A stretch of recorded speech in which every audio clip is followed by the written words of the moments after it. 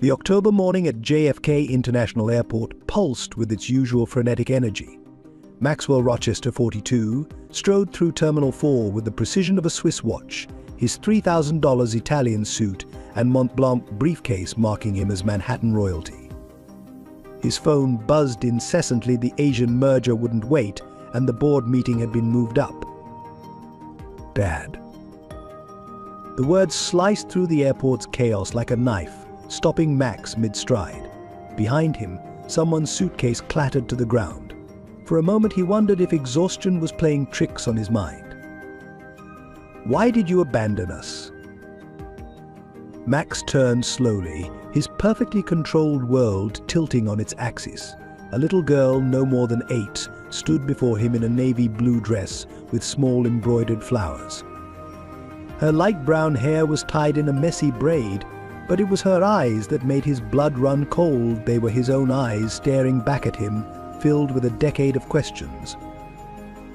"You must be mistaking me for someone else," he managed, his voice betraying the slightest tremor. He tried to step aside, but his feet seemed rooted to the polished floor. "No, I'm not." The girl's chin lifted with determination as she pulled a crumpled photograph from her dress pocket. "Mum keeps this in her special drawer." Max felt the world stop as he recognized the image himself, 10 years younger, embracing Charlotte in Central Park. His mind raced desperately, searching for explanations, for escape routes. "Where's your mother?" he asked, scanning the crowded terminal. At the hospital, the girl's voice wavered slightly. "Aunt Regina says she needs special treatment. She has 3 months left." The words hit Max like physical blows. Hospital. 3 months. The merger documents in his briefcase suddenly felt as weightless as ash. "I have a letter for you." The girl, his daughter, began rummaging through her small purple backpack. Mom said it was important." Max accepted the envelope with trembling fingers. His phone vibrated again, probably his assistant asking about his tardiness, but for the first time in years, the call went unanswered. "Did you find me?" The question escaped before he could stop it. "Aunt Regina works for the travel company. She saw your name on today's passenger list." A pause. "I ran away from home this morning. Nobody knows I'm here." In that moment, as father and daughter stood amid the airport's chaos, Maxwell Rochester realized his carefully constructed empire was about to crumble, and perhaps it needed to. If this emotional beginning touched your heart, join our storytelling journey by subscribing. Every story could change how you see life. The name Rochester had always meant power in Manhattan's corporate world. Born into old money but determined to forge his own path, Maxwell Rochester systematically built his empire from the ground up. At 42, he had transformed his family's modest investment firm into Rochester Enterprises, a global powerhouse with holdings spanning 3 continents. The Wall Street Journal called him the king of clean energy, while Forbes lauded him as the face of modern American entrepreneurship. Yet the penthouse office on the 87th floor of the Rochester Tower told a different story. While Max's rivals decorated their spaces with family photos and children's artwork, his walls displayed only awards, stock certificates, and abstract art pieces chosen by his interior decorator. His life ran with the precision of the Patek Philippe on his wrist. Board meetings at 8, investor calls at 10, merger negotiations through lunch, charity galas in the evening. Every minute was accounted for, every decision calculated. Those who worked closely with Max spoke of his brilliance in hushed tones, but also of his isolation. His assistant Diana had worked for him for 7 years, but knew nothing of his personal life beyond his coffee preference and suit size. The cleaning staff whispered about how he spent holidays alone in his office, poring over financial reports while the city celebrated below. Max had convinced himself that loneliness was the price of success. He built his reputation on being ruthlessly efficient, earning the nickname the algorithm for his emotionless approach to business decisions. When competitors failed, he acquired their assets. When loyal employees became liabilities, he authorized their termination. Everything was numbers, probabilities, and projected returns. But there were moments, usually late at night, when the office emptied and the city lights twinkled below, when something cracked in his perfect facade. He would find himself staring at the empty chair across from his desk, remembering a different Max Rochester one who once dreamed of building something meaningful, not just profitable. One who believed in love before spreadsheets. His parents, Theodore and Margaret Rochester, took pride in what their son had become. They hosted dinner parties where they boasted about his latest acquisitions, his growing influence, his perfect bachelor lifestyle. What they never mentioned was the light that used to shine in his eyes, the warmth in his laugh that had long since frozen over. The irony wasn't lost on Max. He had more wealth than his ancestors could have imagined, yet he ate dinner alone. His signature could move billions across markets, yet he hadn't written a personal letter in years. He owned properties in every major city, yet none of them felt like home. The young executives who aspired to be him never saw the price he paid.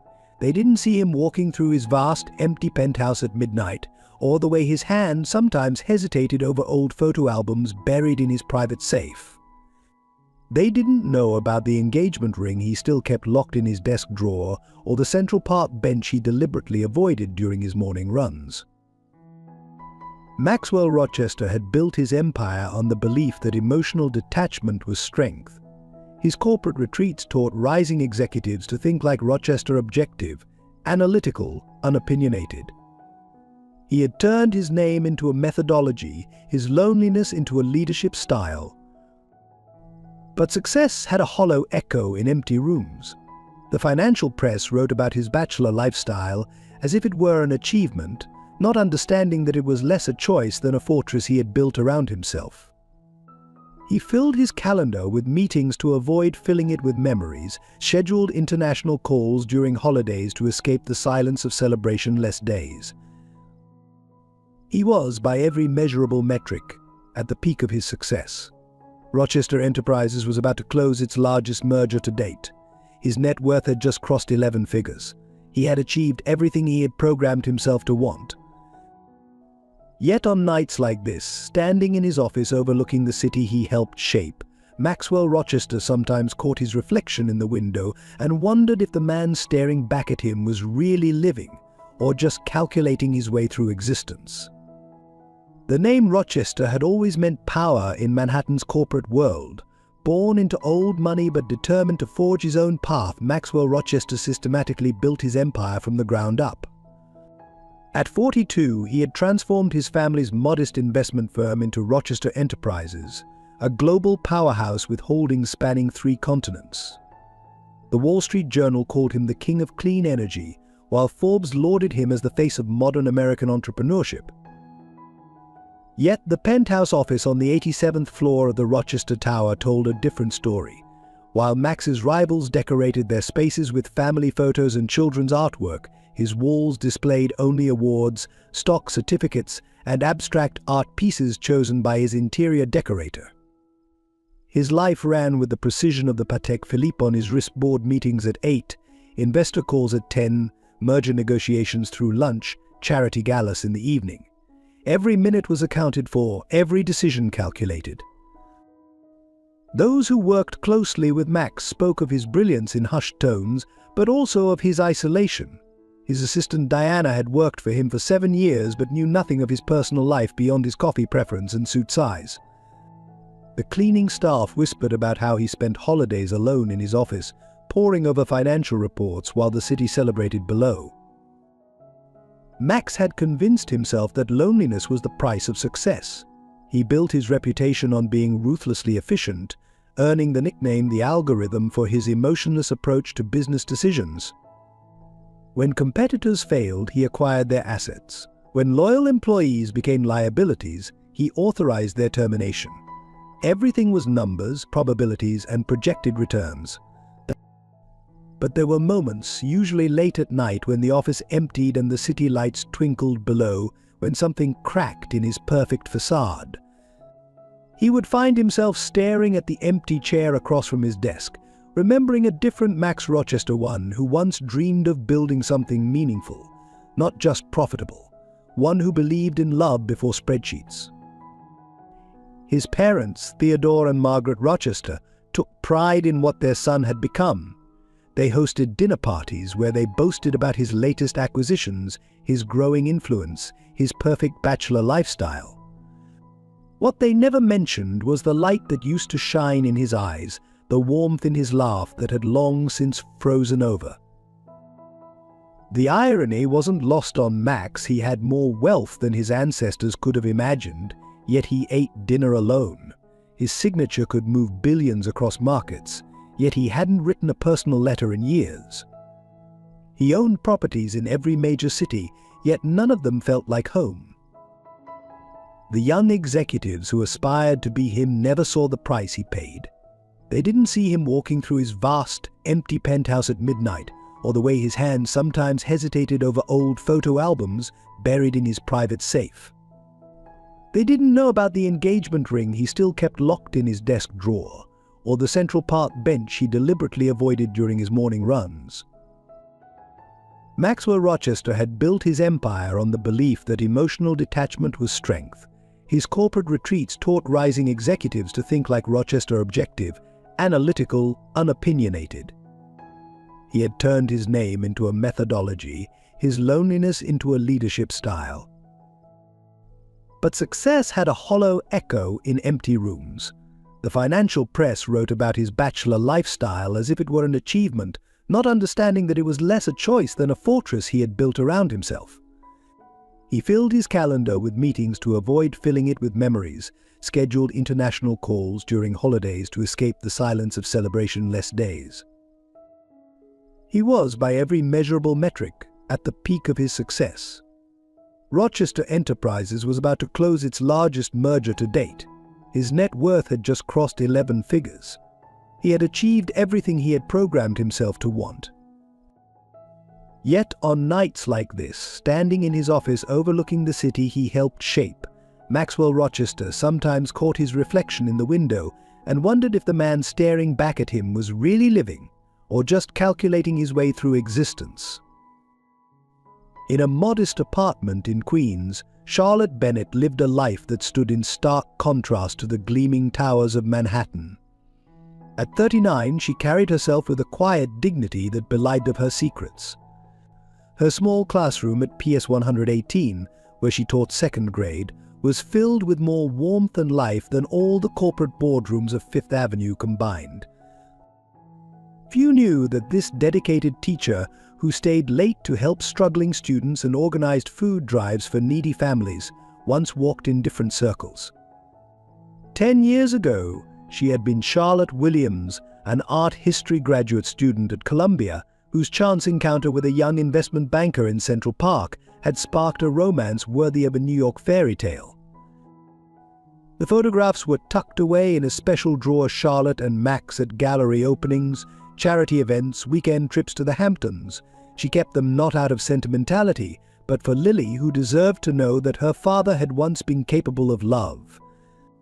The drawer also held rejection letters from Rochester Enterprises' HR department, each attempting to reach Max, each returned unopened. Charlotte's colleagues marveled at her ability to maintain 2 jobs, teaching by day and working as a freelance educational consultant by night while raising a daughter alone. They didn't know she did it to ensure Lily could attend science camps and robotics workshops, pursuing dreams that reminded Charlotte so much of Max's early ambitions. The small apartment told its own story of sacrifice. While her daughter's room was filled with books, science kits, and a carefully maintained study space, Charlotte's own room remained Spartan. The only luxury she allowed herself was a small balcony garden where she tended to plants that somehow thrived in the city air, much like she had learned to do. Regina, her younger sister and fierce protector, was the only one who knew the full truth. She had watched Charlotte decline the Rochester family's generous offer to disappear, had held her through nights of morning sickness, while Max's engagement announcement ran in the society pages. Regina had been there when Charlotte refused to contest the divorce papers, signing away any claim to the Rochester fortune to protect a secret she wasn't ready to share. Each morning, Charlotte passed newsstands displaying Max's latest triumph. She bought every magazine that featured him, not out of lingering attachment, but to carefully cut out the articles for Lily's collection. Her daughter deserved to know that while her father may have abandoned them, he had achieved the greatness he always dreamed of. The diagnosis came on a rainy Tuesday. Stage 4 pancreatic cancer, advanced and aggressive. Charlotte received the news with the same quiet strength that had carried her through the past decade. Her first thought wasn't of herself, but of Lily, who would nurture her brilliant mind, who would protect her tender heart, who would tell her the whole truth about her father. The hospital bills began to mount, but Charlotte refused Regina's suggestion to contact Max for help. He made his choice, she would say, though the words carried no bitterness. She had long since transformed her pain into purpose, channeling it into raising a daughter who combined the best of both her parents, Max's determination and her own compassion. In her classroom, Charlotte created the family atmosphere she wished for Lily, making every student feel valued and capable of greatness. Her colleagues never suspected that the quiet, dedicated teacher grading papers late into the night was fighting a private battle against time and fate. The irony wasn't lost on her. After years of protecting Lily from the pain of rejection, it was her own body that would ultimately separate them.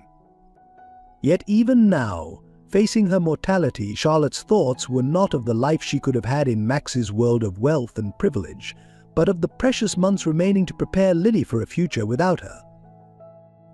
Each night, as Charlotte sat on her small balcony watching the Manhattan skyline, she would touch the simple gold chain around her neck, the only piece of jewelry she kept from her time with Max. Not as a reminder of what she lost, but as proof that she had once been brave enough to love completely, without calculation or reserve. In a world where other children drew complete families for their school art projects, Lily Rochester Bennett always drew hers with a deliberate space on the right side of the paper. Not an absence, she would explain to concerned teachers, but a placeholder for someone she knew existed but hadn't met yet. Her father wasn't gone, she reasoned, he was just in a different story for now.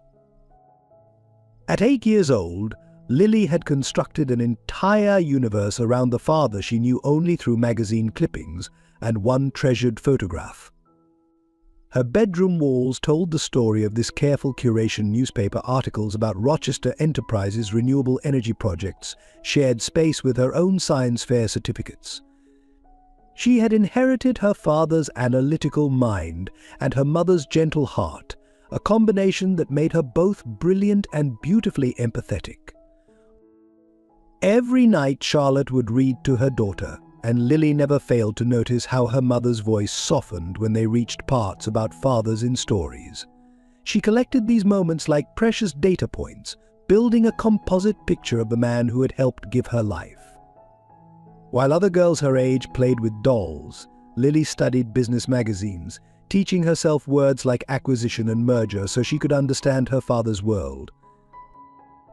At school, Lily excelled in mathematics and science, proudly telling anyone who would listen that she got her analytical skills from her father. She never mentioned that she spent hours practicing these subjects, driven by a deep-seated need to prove herself worthy of the Rochester name she carried but couldn't fully claim. Her science projects weren't just achievements, they were messages sent into the void, hoping to reach the man whose approval she craved without ever having known it. Regina, her fierce aunt, who filled as much of the father-shaped void as she could, often found Lily late at night, practicing her introduction to her father in front of the mirror. "Hello, Mr. Rochester," she would say, then shake her head and try again. "Hello, Dad." Each version was carefully rehearsed, carrying the weight of 8 years of stored-up love and questions. The other children at school sometimes teased her about her absent father, but Lily defended him with the passion of a true believer. "He's changing the world," she would say, clutching whatever latest article she had about Rochester Enterprises' innovations. She had memorized every photograph she could find of him, studying his features to find pieces of herself. His eyes, everyone said. She had his eyes. But on father-daughter dance nights at school, Lily would help decorate but never attend. Instead, she and Charlotte would have their own celebration at home, making chocolate chip pancakes for dinner and watching the stars from their small balcony.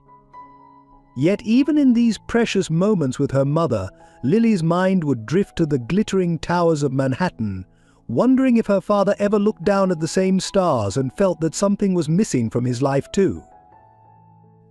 Each birthday, Lily would blow out her candles with the same wish, not for her father to return, but for a chance to show him who she had become. She kept a special notebook filled with things she wanted to tell him about her perfect math scores, about the solar-powered project she built, about how she defended his name in the schoolyard even when it hurt. In her heart, Lily carried an unshakable faith that one day their paths would cross. She prepared for this moment like she prepared for her science competitions, with meticulous attention to detail and unwavering hope. After all, she reasoned with the logic that made her mother's heart ache. What was family if not the most important project of all? The doctor's office at Memorial Sloan Kettering Cancer Center was designed to be comforting, with its soft lighting and muted colors, but on that Tuesday morning, it felt like a tomb. Charlotte sat perfectly straight in the leather chair, her hands folded neatly in her lap, as doctor. Sarah Harrison delivered the news that would shatter her carefully constructed world. Stage 4 pancreatic cancer, Dr. Harrison said, her voice gentle but firm. It's advanced and aggressive. The tumors have spread to the liver and lymph nodes. She paused, allowing the words to sink in. I'm so sorry, Charlotte. The room seemed to tilt on its axis, but Charlotte's voice remained steady. How long, she asked, her fingers unconsciously touching the gold chain around her neck, her last connection to a different life.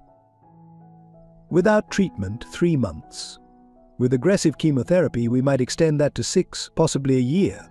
But Charlotte, Dr. Harrison leaned forward, her eyes compassionate. You need to understand that this will be difficult. The side effects. I have an 8-year-old daughter, Charlotte interrupted, her composure cracking for the first time. I'm all she has. The unspoken truth hung heavy in the air. Lily had no one else. No father to take her to school, no grandparents to shower her with love, just Regina, who already carried too many burdens. Dr. Harrison pulled up Charlotte's scans on her computer screen. The images told a merciless story, dark spots scattered across her organs like stars in a nightmare sky. The cancer has been growing for some time, she explained. The symptoms you attributed to overwork, the fatigue, the weight loss, the back pain. Charlotte thought of all the nights she'd pushed through the pain to grade papers, all the mornings she'd forced herself out of bed to make Lily's breakfast. She'd blamed her exhaustion on working 2 jobs, on being a single mother. How many precious months had she lost to denial? What are my options? Charlotte asked, pulling out a small notebook, the same one she used to track Lily's academic progress and extracurricular activities. Even now, facing her own mortality, her thoughts were organized, methodical. Dr. Harrison outlined the treatment plan: aggressive chemotherapy, targeted radiation, clinical trials if she qualified. Each option came with its own set of complications, its own statistical probabilities. Charlotte took notes with the same careful attention she gave to parent-teacher conferences. There's one more thing, Dr. Harrison added hesitantly. Treatment of this intensity is expensive, even with insurance. Have you considered reaching out to family for support? The question hit Charlotte like a physical blow. There was one person who could easily bear the financial burden of her treatment, whose wealth appeared regularly in Forbes magazine. But reaching out to Max now, after all these years, felt like admitting defeat. More than that, it felt like betraying everything she'd built, a life independent of the Rochester name and fortune. I need some time, Charlotte said finally, closing her notebook, to make arrangements for my daughter. Walking out of the hospital into the bright autumn morning felt surreal. The world continued its normal rhythm, taxi horns honking, students rushing to classes, street vendors selling pretzels. Charlotte stopped at a newsstand, her eye caught by the familiar face on the cover of Business Weekly. Maxwell Rochester stared back at her, distinguished in his bespoke suit, announcing Rochester Enterprises' latest triumph. For the first time in years, Charlotte allowed herself to really look at him. The lines around his eyes had deepened, grey had begun to thread through his temples, but his gaze still held that intensity. She remembered the same look she saw in Lily when she tackled a difficult math problem. On the subway ride home, Charlotte made mental calculations. Her savings, Lily's college fund, the equity in their small apartment, it wouldn't be enough for the treatment, not nearly. She thought of her students, of the field trip to the Science Museum planned for next month, of Lily's upcoming science fair project. How many more moments would she get to witness? The train passed through Manhattan, and Charlotte caught glimpses of the Rochester Tower between buildings, a gleaming monument to the life she might have had. But as the train continued into Queens, she felt a strange peace settle over her. She had made the right choice 10 years ago, protecting Lily from rejection and disappointment. Now she had to make another impossible choice: how to prepare her daughter for a future without her. Stepping off the subway, Charlotte made her decision. She would fight, not for herself, but for Lily. And part of that fight meant finally telling the truth about Max. Her daughter deserved to know her father, even if Charlotte wouldn't be there to see their reunion. Regina Bennett sat at her desk at Metropolitan Travel Agency, staring at the passenger manifest that could change everything. Maxwell Rochester's name stood out from the list like a neon sign: flight BA178 from London, arriving JFK Terminal 4, 8:45 a.m. After 10 years of protecting her sister's secrets, fate had finally handed her a chance to right an old wrong. Her hands trembled as she dialed Charlotte's number. "They've given you 3 months," Regina repeated, her voice breaking. "And you still won't contact him?" The silence on the other end of the line spoke volumes. "He made his choice," Regina. Charlotte replied softly. "I won't have Lily used as emotional leverage." Regina's office suddenly felt too small, too confining. On her desk, amid travel brochures and booking confirmations, sat a photo of Lily at her last science fair. The determination in those eyes, Max's eyes, staring back at her. What about Lily's choice? She deserves to know her father. "I've protected her from rejection all these years." "You've protected him," Regina snapped, years of bottled frustration finally spilling over. "You've protected his reputation, his peace of mind, his precious corporate image. While you worked 2 jobs, while you skipped meals to pay for Lily's science camps, he's been living in his ivory tower." The silence that followed was heavy with unspoken truths. Regina could picture her sister in her classroom, probably grading papers even now, putting everyone else's needs before her own. "Charlotte, please, let me tell him." "No," Charlotte's voice was firm. "Promise me, Regina. Promise me you won't interfere." After hanging up, Regina sat in her darkened office long after her colleagues had left. The passenger manifest seemed to mock her. It would be so easy to engineer an accidental meeting, to finally make Maxwell Rochester face the consequences of his actions. But her computer screen glowed with an email draft to Max's corporate office. She had written and deleted this message 100 times over the years. "Dear Mr. Rochester, you have a daughter," but she had always honored Charlotte's wishes. Until now. Regina pulled up Lily's school schedule on her phone, a habit born from years of helping Charlotte juggle work and childcare. Tomorrow was a teacher development day. No school. The timing was almost too perfect.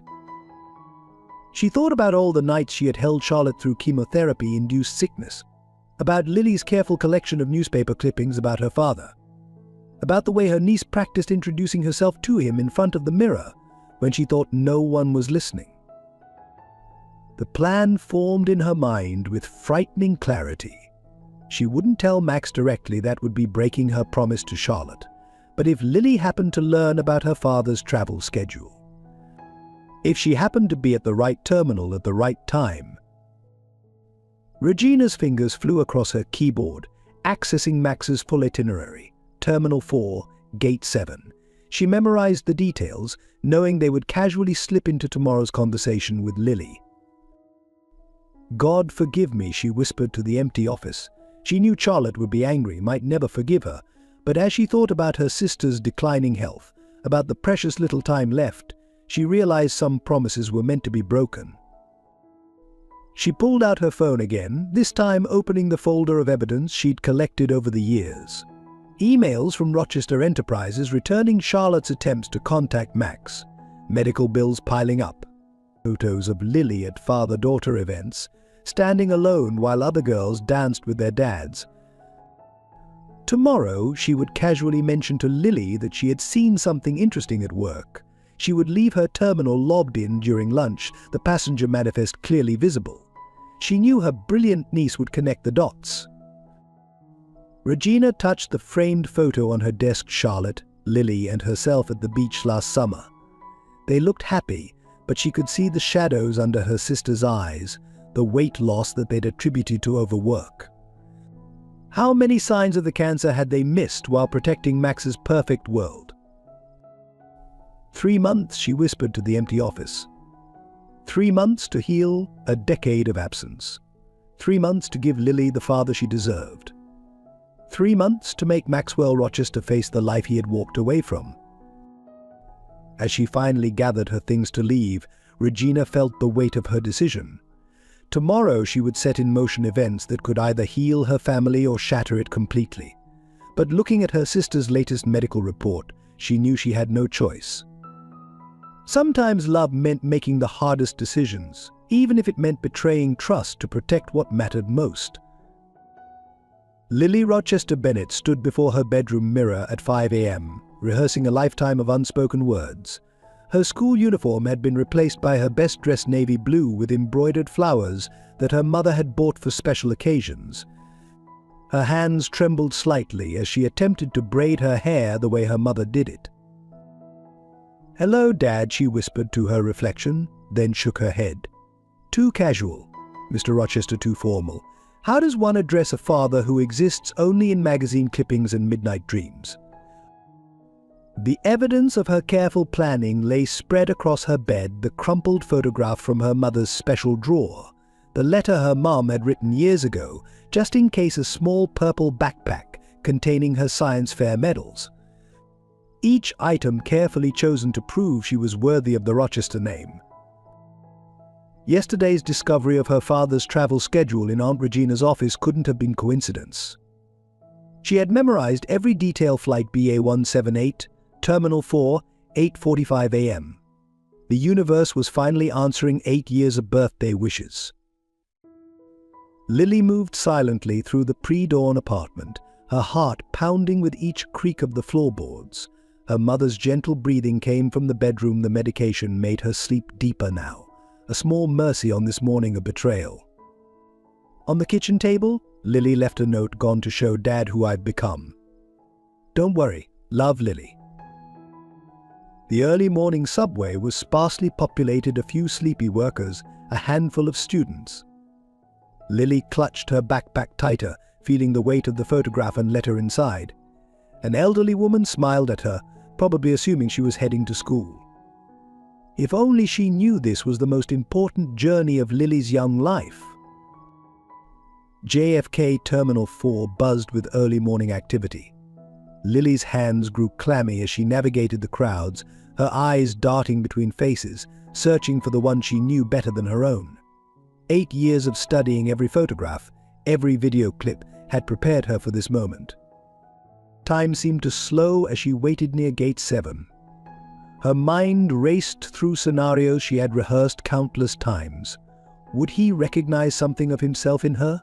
Would he be proud of her perfect math scores, her science fair victories?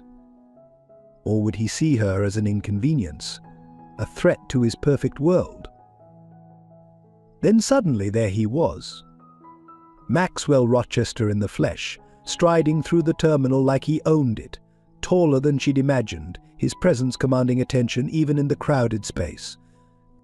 Lily's breath caught in her throat as she noticed details no magazine had captured: the way he checked his watch, the slight furrow in his brow, the determined set of his jaw that she saw in her own reflection. The moment stretched like elastic about to snap. All her rehearsed speeches evaporated. In the end, only one word escaped her lips: Dad.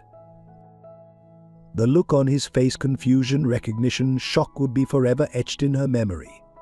Up close, she could see the same eyes that stared back at her in the mirror every morning. Her mother's voice echoed in her head: "You have his eyes, darling. Windows to a brilliant mind."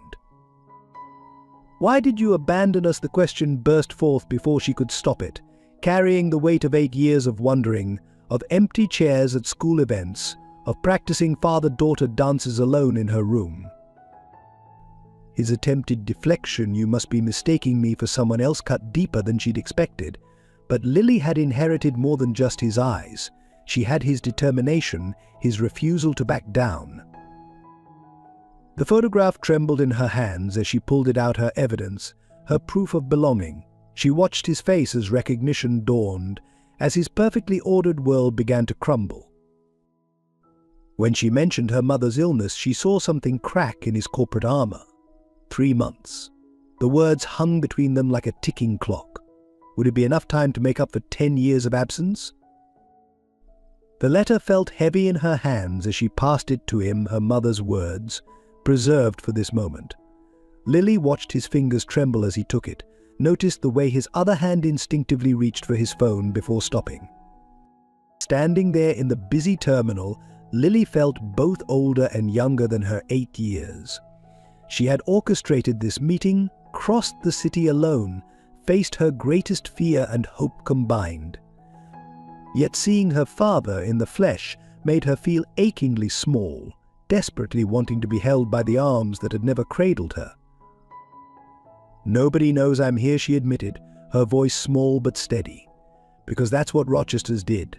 According to all the articles she'd read, they took bold risks for what they believed in." And Lily believed, with all her heart, that even the most carefully constructed walls could crumble in the face of love. The leather seats of Max's Mercedes felt like a confessional booth as he sat paralyzed in the JFK parking lot, Charlotte's letter burning a hole in his Italian suit pocket. His phone had finally stopped vibrating. 47 missed calls from the office, 23 urgent messages about the Asian merger. The board meeting he was missing would likely cost his company billions. But all he could see was Lily's eyes, his eyes staring up at him with 8 years of questions. His daughter. The word felt foreign in his mind, like a complex equation he couldn't quite solve. How had he not known? How had he not suspected? The memories flooded back with crushing force. September 2014. The last time he'd seen Charlotte, she'd been sitting on their beige sofa, calm in the face of his betrayal. "I found the divorce papers in your briefcase," she'd said. He'd been too busy checking his phone for updates from Hong Kong to notice the slight tremor in her voice, the way her hand had rested protectively over her stomach. His father's words echoed from that same week: "You can't build an empire with distractions, son. The Williams girl is lovely, but she's not Rochester material. Sometimes we must sacrifice the personal for the profitable." The irony twisted in his gut like a knife. He'd sacrificed everything for the Rochester name, only to discover he'd abandoned its true heir. His fingers traced the edges of Charlotte's letter, still unopened. Inside lay either absolution or damnation. He wasn't sure which terrified him more. His phone buzzed again. Bernard Phillips, his largest shareholder, Rochester. "The Korean investors are threatening to pull out. Your absence is unacceptable. Either you show up in the next hour, or we vote you out. Everything you've built is at stake." Max closed his eyes, remembering the pride in Lily's voice as she showed him her science project clippings. Just like your solar plant in Arizona, Dad, she'd been following his career, learning his achievements while he'd been completely blind to her existence. The dashboard clock ticked mercilessly. The board meeting would start in 30 minutes. On his wrist, The Patek Philippe gift from his father when he'd signed his first billion-dollar deal seemed to weigh a ton. Time had always been his most carefully managed resource, until this morning when an 8-year-old girl had shattered his perfectly orchestrated schedule. He pulled out Charlotte's letter, his hands uncharacteristically unsteady. The envelope held the same faint lavender scent he remembered from their years together. How had he forgotten that detail? The paper inside was covered in Charlotte's elegant handwriting, each word a potential landmine. "Maxwell, if you're reading this, our daughter has found you." The words blurred as memories assaulted him. Charlotte teaching art history to pay for grad school, her eyes lighting up when she described Renaissance masterpieces. The way she'd roll her eyes at his corporate jargon but still help him practice presentations. The small garden she'd created on their balcony because every home needs something alive and growing. His phone rang again. Diana, his assistant. "Mr. Rochester, the board is assembled. Mr. Phillips is threatening to call an emergency shareholder meeting. Your father is here." The mention of his father made Max's jaw clench. Theodore Rochester, the architect of so many necessary sacrifices for the family legacy. How many lives had been deemed expendable in service of the Rochester Empire? Through the windshield, he could see Lily sitting on a bench near the terminal entrance, her small purple backpack clutched tight, waiting to see if her father would choose her or flee back to his glass tower. She looked so small against the massive airport architecture, yet her posture echoed his own straight-backed, chin lifted, refusing to show vulnerability. His calendar app blinked with reminders: board meeting, merger call, investor lunch. The perfectly ordered life he'd built over the past decade mocked him. But what was it all worth if he'd missed the most important merger of all, that of his DNA, with Charlotte's, creating the brilliant little girl who now waited for his decision? Max's fingers hovered over his phone. One call could save his empire, maintain the Rochester legacy his father had drilled into him since childhood. One call could preserve the walls he'd built around his heart. But another call could begin to repair a different legacy, one written in science fair projects and quiet hopes, in a child's unwavering faith that her father would one day see her worth. The choice loomed before him like a chasm. On one side lay the known quantity of power and wealth, the cold comfort of spreadsheets and stock prices. On the other, the terrifying unknown of fatherhood, of emotions he'd locked away a decade ago. Max took a deep breath and made the call that would change everything. The Rochester Enterprises boardroom on the 87th floor crackled with tension. 12 board members sat around the mahogany table, their faces reflecting various degrees of concern and anger. At the head of the table, Theodore Rochester, Max's father and chairman emeritus, drummed his fingers impatiently against the polished wood. "This is unprecedented," Bernard Phillips declared, his voice echoing off the floor-to-ceiling windows. "The largest merger in company history, and our CEO is nowhere to be found." Diana, Max's assistant, stood nervously by the door, her tablet clutched to her chest. The message from her boss had been brief but shocking: cancel all appointments. Family emergency in 10 years. Max had never missed a board meeting, let alone cited personal reasons. "I've just received word," Theodore Rochester's voice cut through the murmurs. "My son is at JFK Airport, apparently dealing with an unexpected situation." His tone suggested that whatever the situation was, it didn't meet with his approval. Bernard Phillips stood, straightening his Italian tie. "With all due respect, Mr. Rochester, your son's behavior is endangering everything we've built. The Korean investors are watching this meeting via satellite. The merger agreement expires at midnight." The video screen on the wall displayed the faces of the Korean executives, their expressions carefully neutral but their disappointment evident. Billions of dollars hung in the balance. "Get him on the phone," Theodore commanded Diana. "Now." The speakerphone rang once, twice, 3 times before Max's voice filled the room. Rochester speaking. Maxwell, his father's voice carried decades of authority. Whatever personal matter you're dealing with can wait. The board requires your immediate presence. There was a pause, filled only by the soft hum of the air conditioning. When Max spoke again, his voice carried a tone none of them had heard before. "No, father. For once, business will have to wait." The boardroom erupted. Bernard Phillips slammed his hand on the table. "This is outrageous. Rochester, you have a fiduciary responsibility to this company, to your shareholders." "I have another responsibility," Max replied quietly. "One I've neglected for far too long." Theodore Rochester's face darkened. "Maxwell, if you don't end this nonsense immediately, I'll be forced to call an emergency shareholder meeting. Your position as CEO will be put to a vote." Another pause. The Korean investors leaned forward in their video feed, their interpreters whispering rapidly. "Then call the meeting." Max's voice was steady. "But first, father, why don't you tell the board about your visit to Charlotte Williams 10 years ago? About the threats you made to protect the Rochester name?" The color drained from Theodore's face. Diana, still by the door, watched in fascination as the powerful man seemed to age years in seconds. "I don't know what you're talking about," Theodore attempted, but his voice lacked conviction. "I have a daughter," Max announced to the stunned boardroom. "A brilliant 8-year-old girl who's been following our company's progress while I wasn't even aware she existed. And her mother is dying." The silence that followed was deafening. Even Bernard Phillips sank back into his chair, his expression softening slightly. "The merger," one of the Korean executives began through their interpreter. "Can be renegotiated," Max interrupted. "But I can't renegotiate these months with my daughter. I won't."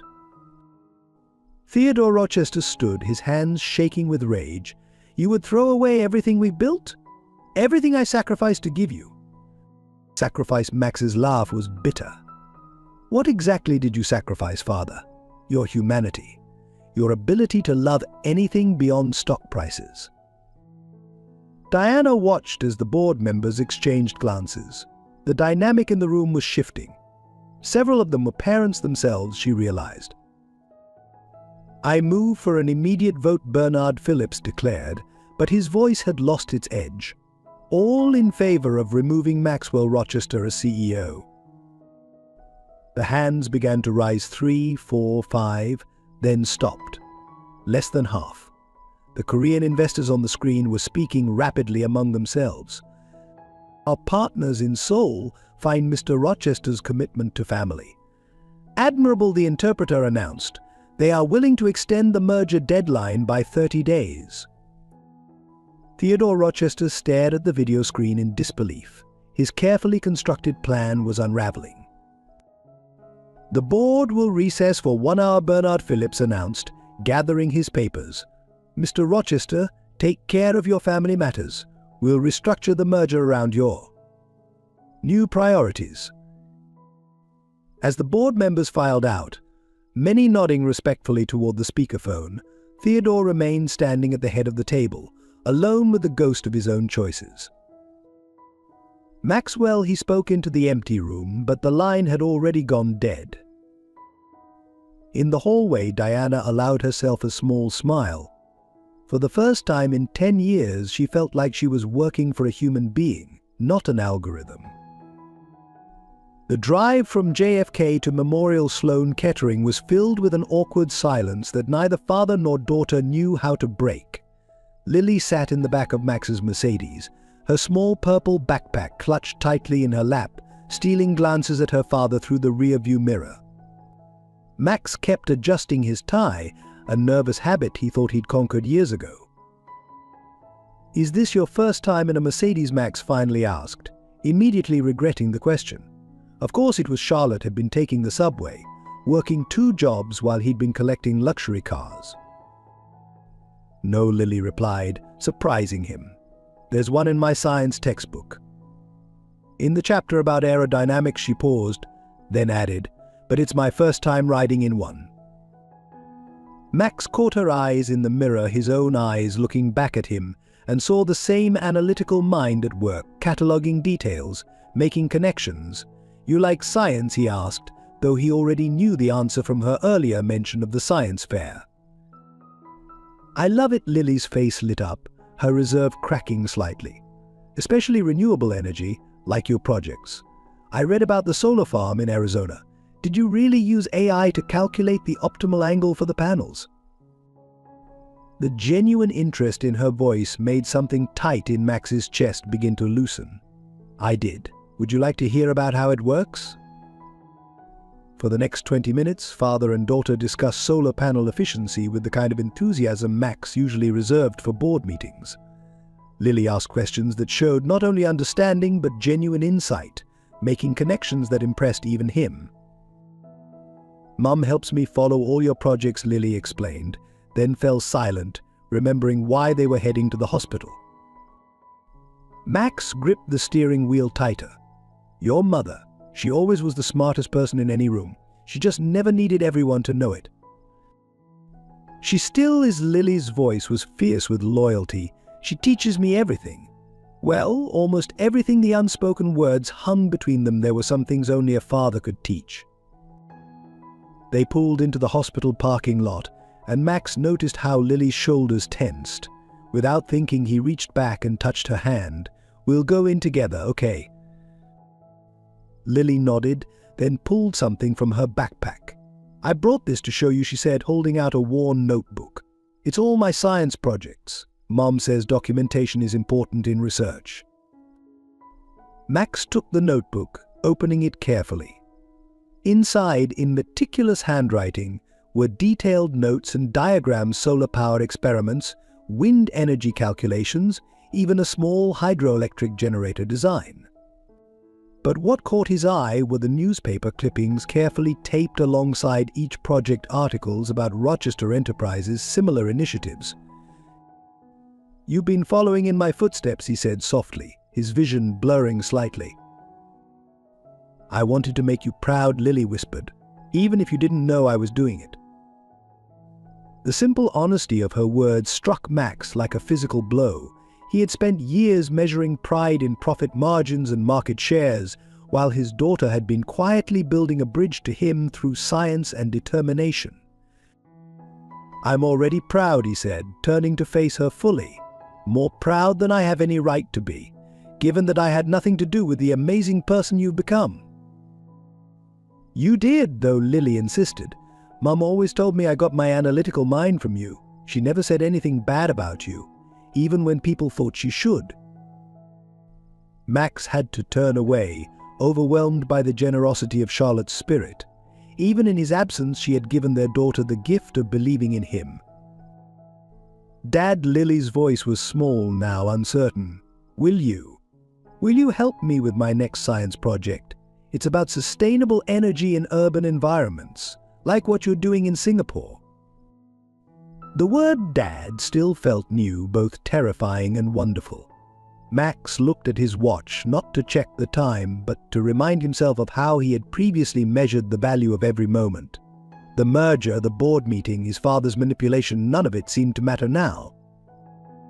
"I would be honored," he replied, "but I think you might end up teaching me a few things." Lily's smile, Charlotte's smile, lit up the car. For the first time in 10 years, Max felt something real crack through his carefully constructed facade. As they walked toward the hospital entrance, Lily's small hand found its way into his. The gesture was tentative, questioning, but when he squeezed back gently, he felt her grip tighten with the same determination he recognized in himself. They were strangers still, father and daughter, but they had taken the first step on a bridge built of shared DNA and scientific curiosity, of missed opportunities and second chances. The first week of fatherhood hit Maxwell Rochester with the force of a hostile takeover. His perfectly ordered world of mergers and acquisitions gave way to a chaos he couldn't control with spreadsheets or algorithms. It started with breakfast, a seemingly simple task that turned into his first lesson in humility. "You've never made pancakes?" Lily asked incredulously, watching him stare at the box of mix in their new kitchen. The Upper East Side apartment he'd hastily furnished still smelled of fresh paint and new beginnings. "I usually have my breakfast at the office," he admitted, remembering years of protein shakes and premium coffee. "But your mother, she used to make amazing pancakes." With chocolate chips, Lily nodded sagely. "And she'd draw smiley faces with whipped cream." She climbed onto a kitchen stool, assuming the role of instructor with natural authority. "First, you need to measure the ingredients properly." Max, who could calculate billion-dollar deals in his head, found himself struggling with simple fractions and egg separation. The first batch turned into a smoky disaster that set off the fire alarm. The second resembled modern art more than breakfast. But Lily's laughter at his attempts, so similar to Charlotte's, made the failures feel like victories. Getting ready for school presented another challenge entirely. "Dad," Lily called one morning, her voice carrying a note of emergency, "my hair is all wrong." Max found himself on YouTube at 7 a.m., watching tutorials on how to braid hair. His fingers, accustomed to signing contracts and typing emails, felt clumsy with the delicate strands. The first attempts looked like abstract sculptures, but Lily wore them to school proudly. "It's unique," she declared, "just like us." The nights were the hardest. Used to working until midnight, Max discovered that bedtime stories required a different kind of attention. Lily preferred books about young scientists and inventors, but she insisted he do different voices for each character. "Mum always does the voices," she explained, then fell silent, both of them feeling Charlotte's absence like a physical ache. His corporate life tried to intrude, board members calling, shareholders demanding meetings, his father attempting to manipulate the situation. Max learned to conduct video conferences with Lily doing homework nearby, her presence a constant reminder of what really mattered. One evening, after a particularly challenging day of balancing hospital visits and business calls, Max found Lily in her room, crying quietly over a family tree project for school. The blank space under father on her worksheet felt like an indictment. "I can help with that," he offered softly. "Can you?" Lily asked, her voice carrying a wisdom beyond her years. "I don't even know your favorite color, or if you like dogs, or why you left Mom." The questions hit him like body blows. He sat down on her bed, noticing for the first time the star chart she'd meticulously created on her ceiling. "Blue," he started. "Like the ocean at sunrise. I'm allergic to dogs but always wanted one. And leaving your mother was the biggest mistake of my life." That night they filled out the family tree together, but also started a new document, things to know about Dad. Each fact became a bridge across the decade-long void: his childhood dream of being an astronaut, his secret love of science fiction movies, his inability to whistle. The transformation wasn't smooth. Max still caught himself checking his phone during conversations, still had moments of panic when faced with ordinary parenting challenges, but he was learning that success couldn't be measured in stock prices when your daughter beams at you from the science fair stage, learning that no merger could match the joy of successfully making a heart-shaped pancake on Sunday morning. His assistant Diana noticed the change first. The man who once scheduled his day in 5-minute increments now blocked out hours for father-daughter research. Their code for everything from homework helped to impromptu ice cream experiments. The fearsome CEO, who never showed emotion, now kept a family photo on his desk, slightly crooked braids and all. The most profound lessons came in unexpected moments, like when Lily fell asleep during a late-night hospital visit with Charlotte, and Max found himself carrying her to the car. The weight of her trust, literally and figuratively, nearly brought him to his knees. Or the morning she casually mentioned that her friend's father was attending career day at school. "But you don't have to come," she added quickly. "I know you're busy." The carefully hidden hope in her voice made him immediately clear his schedule. Standing before her class, explaining renewable energy to wide-eyed third graders, Max realized he was finally building something truly sustainable: a relationship with his daughter. When Lily proudly introduced him as "my dad, who's helping save the planet," he felt a kind of success no financial report had ever given him. Each day brought new challenges, and revelations. He learned that compound interest was easier to explain than why people fall out of love, that building a solar-powered model house together could heal wounds no amount of money could touch. That sometimes being a father meant simply sitting in silence while your daughter processed her mother's illness. 1 month into his crash course in fatherhood, Max sat in his home office late at night, reviewing a contract. A small noise made him look up to find Lily in the doorway, clutching her favorite science book. "Dad? Can you help me understand something?" 5 words that would have once been an interruption now felt like a gift. Max pushed aside the contract worth millions and made space on his desk for something far more valuable: a second chance at being a father. The boardroom of Rochester Enterprises had never felt more like a battlefield.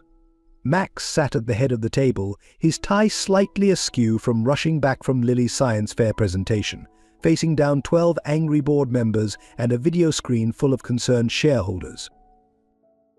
"The stock has dropped 15% since your domestic situation became public," Bernard Phillips announced, sliding a graph across the polished mahogany.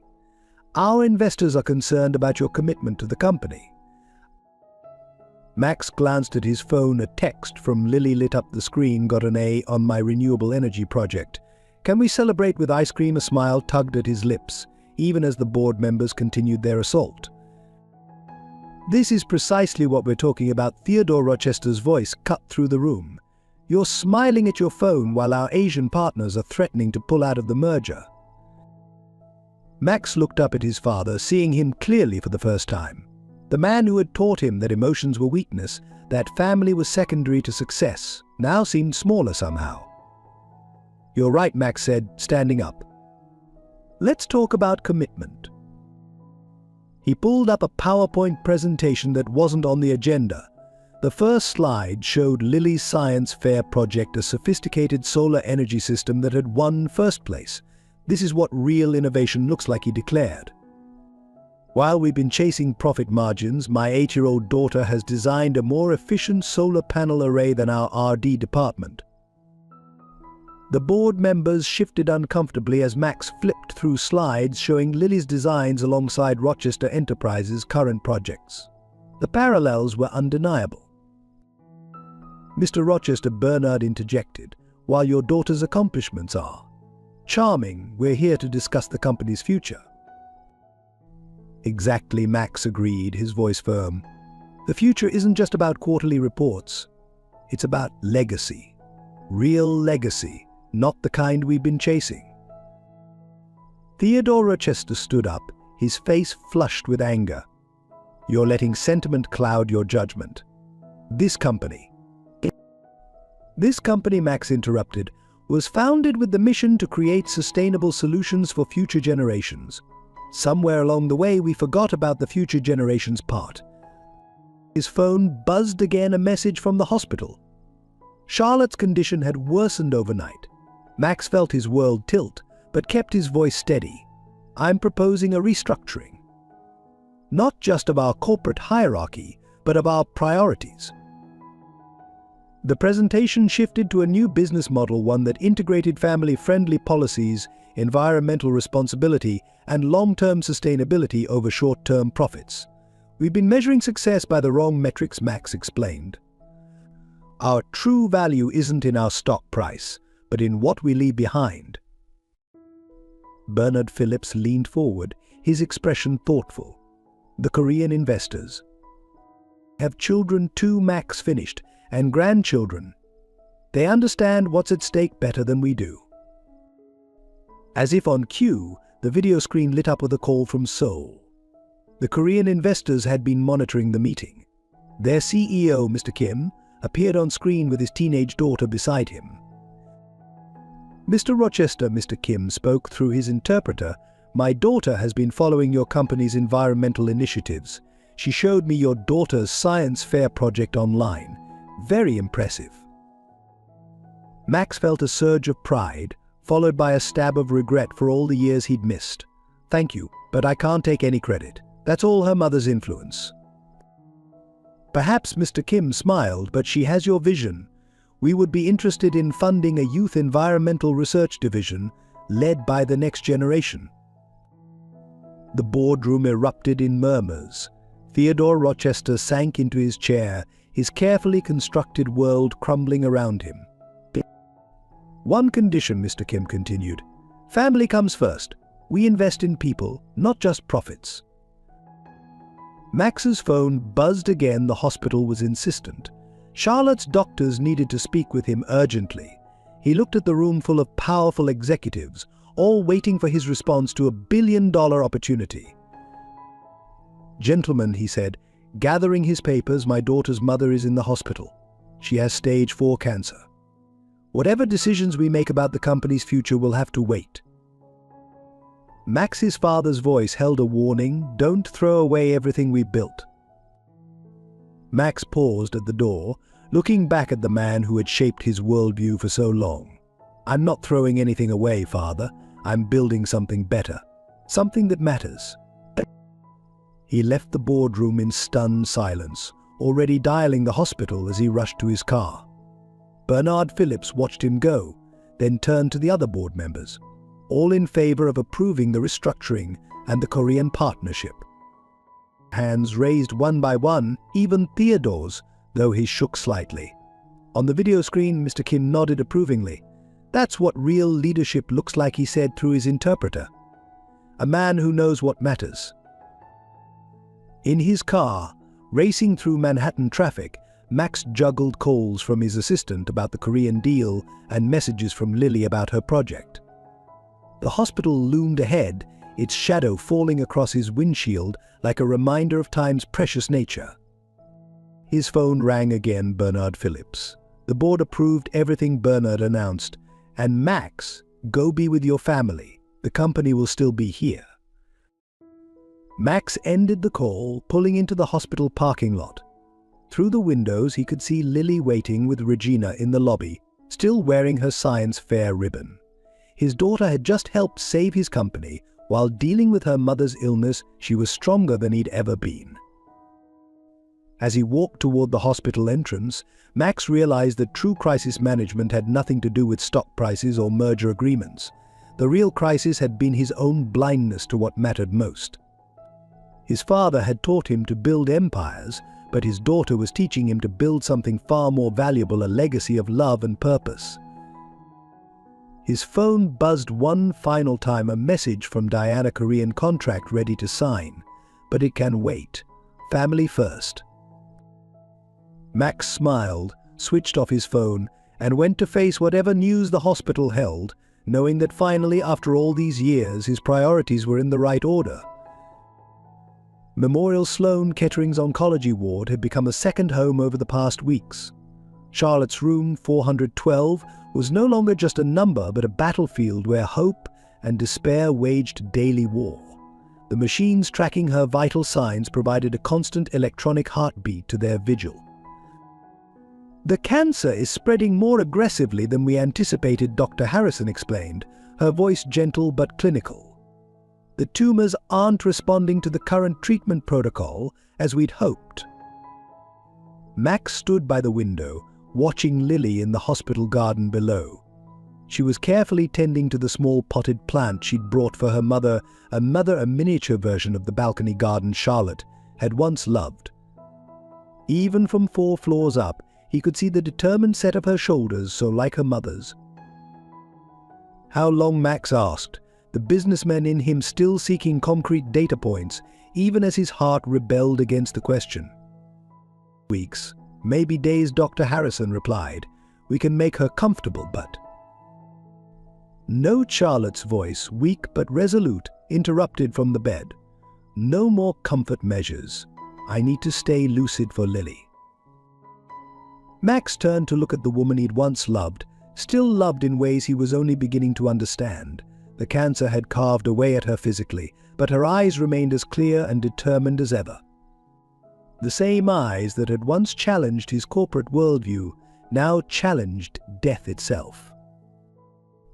The treatments had taken her hair, but she wore her baldness with a dignity that made the silk scarves seem like crowns. Her hospital gown couldn't hide how thin she'd become, yet she sat up straighter whenever Lily entered the room, summoning strength from some deep maternal reserve. The new trial treatment Max began, pulling out research he'd had his medical team compile. There's a facility in Switzerland. Charlotte's voice held the same gentle firmness she'd used when teaching. We both know that's not the answer. My time now is better spent preparing Lily. And you. He sank into the chair beside her bed, the weight of missed opportunities pressing down on him. I don't know how to do this without you, he admitted. I'm just learning how to be a father, and now. Charlotte reached out, her hand cool against his. You're doing better than you think. Did you see how proud she was when you came to her science fair? How she lights up when you understand her projects? A nurse entered with another round of medications, the bags of clear liquid holding false promises of healing. Charlotte winced as the IV was adjusted, though she tried to hide it. Max noticed anyway he'd become attuned to her pain, learning to read the subtle signs she tried to conceal from Lily. Yesterday, Charlotte continued once they were alone again. She told me you've been learning to braid her hair from YouTube videos. A small smile played at her lips. The Maxwell Rochester I knew would have hired a professional stylist. The Maxwell Rochester you knew was an idiot, he replied, earning a weak laugh that turned into a coughing fit.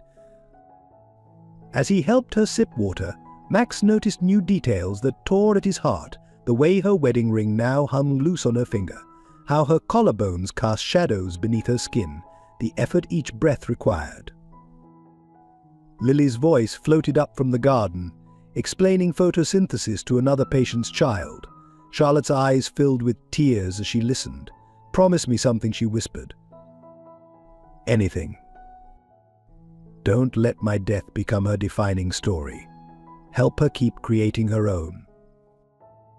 Before Max could respond, Lily burst into the room, her face flushed with excitement. Mom, Dad, look what my plant did. She held up a small stem with a tiny new leaf unfurling. Charlotte's transformation was immediate and remarkable. She sat up straighter, summoned a bright smile, and listened with full attention as Lily explained the miracle of growth. Max watched in awe as mother and daughter discussed science and life, their shared passion bridging the gulf of impending loss. Later that night, after Lily had fallen asleep in the hospital room's recliner, Charlotte's facade cracked slightly. I'm scared, Max, she admitted, her voice barely audible above the machines. Not of dying, but of leaving her, of all the moments I'll miss. Max took her hand, marveling at how natural the gesture felt now when once he would have retreated from such emotional intimacy. Tell me about the moments I missed, he said. Help me know our daughter through your eyes. Through the night, Charlotte shared the stories of Lily's childhood first steps, first words, the time she dismantled her nightlight to understand how it worked. Each memory seemed to strengthen her even as her body weakened. Max recorded everything mentally, knowing these stories would become precious lifelines to their daughter's past. Dawn found them still talking, Charlotte's voice growing fainter but her spirit burning bright. A new nurse arrived, checking vitals with a concerned frown. The numbers on the machines told a story neither of them wanted to read. Get Lily's father, the nurse whispered to her colleague, but Charlotte heard. He's here, she said, squeezing Max's hand. He's finally here. Lily stirred in the recliner, blinking away sleep.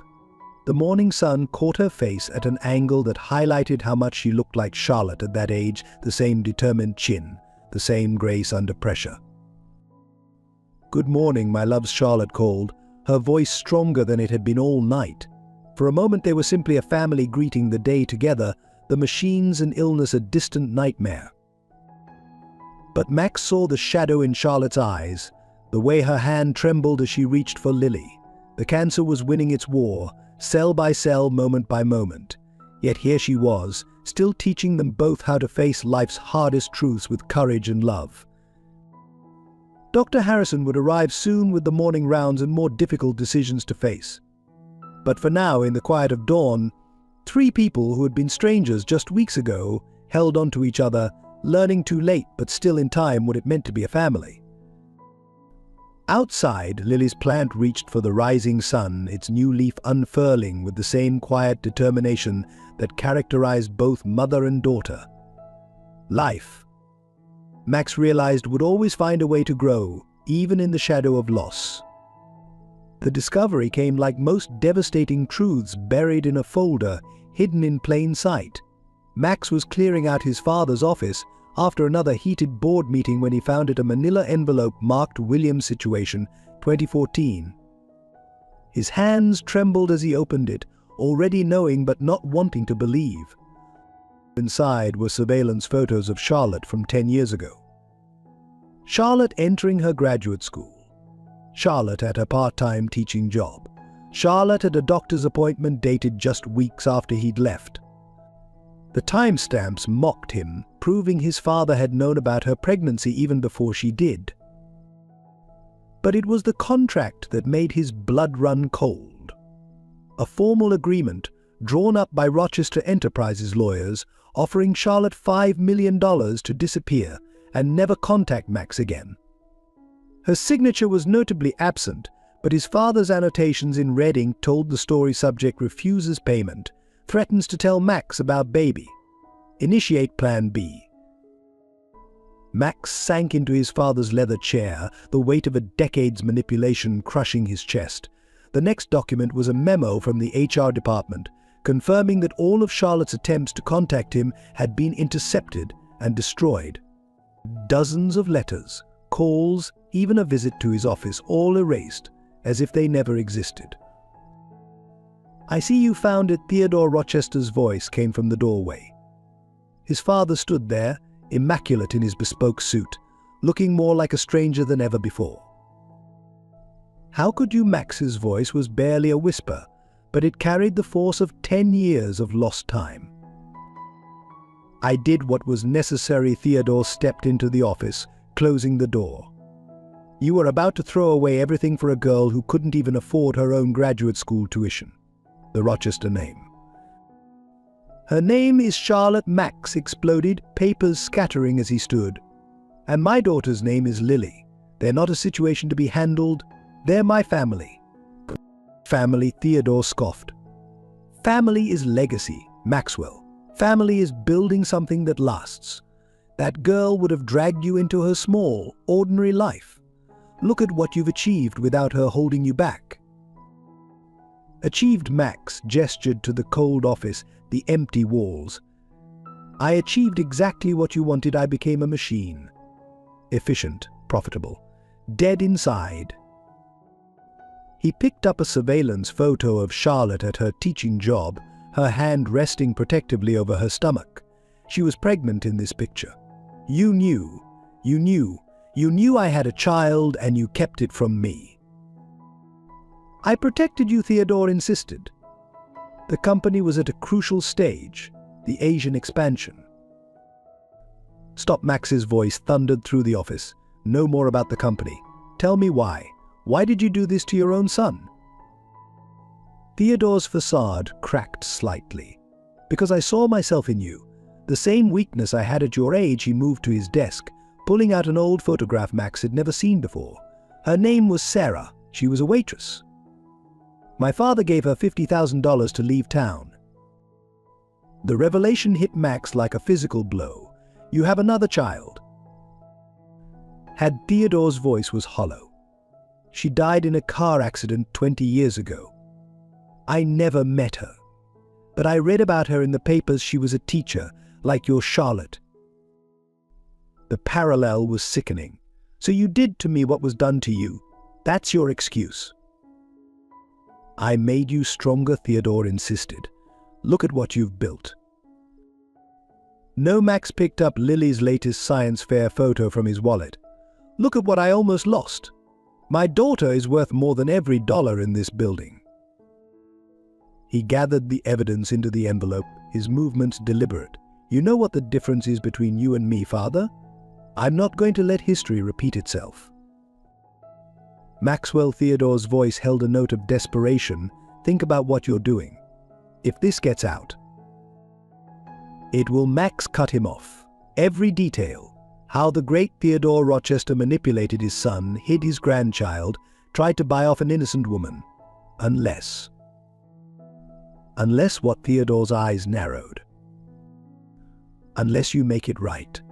All of it, starting with a public apology to Charlotte, then a board resignation, and finally a trust fund for Lily that matches every dollar you spent trying to keep her existence a secret. You're blackmailing me. No, Max headed for the door. I'm giving you one chance to be a better man than your father was. One chance to meet your granddaughter before it's too late. Too late? Charlotte is dying. Max's voice broke slightly. Stage 4 cancer. So whatever decision you make it fast. Lily deserves to know at least one of her grandfathers before she loses her mother. He paused at the door, looking back at the man who had shaped his life through manipulation and control. You know what the irony is, Father? Charlotte refused your money not because it wasn't enough, but because she believed I had the right to know about my child. She had more faith in me than my own father did. Theodore sank into his chair, suddenly looking old and small. I thought I was protecting our legacy. You were protecting your own fears, Max replied. Real legacy isn't in bank accounts or building names. It's in the eyes of an 8-year-old girl who has your grandson's talent for numbers and her mother's capacity for forgiveness. He left his father alone with the evidence of his manipulation, heading for the hospital where his real legacy waited. In his pocket, the envelope felt lighter now, its secrets exposed to the light. But his heart felt heavier, knowing that the truth might have come too late for Charlotte to see justice done. As he drove through the Manhattan evening, Max realized that some fortunes couldn't be measured in dollars or stock prices. The real bankruptcy had been in his father's heart, and by extension in his own, until a little girl with his eyes and her mother's smile showed him what true wealth looked like. Memorial Sloan Kettering's 4th floor witnessed many battles, but none quite like this. Theodore and Margaret Rochester stood in the hallway outside room 412, their designer clothes and perfect postures at odds with the hospital's sterile functionality. Inside, Charlotte slept fitfully while Lily worked on her homework, unaware of the storm gathering outside. You had no right to bring them here. Max's voice was low but intense, positioning himself between his parents and the door like a guardian. Where her grandparents, Margaret protested, clutching her Hermes handbag like a shield. Now that the truth is out.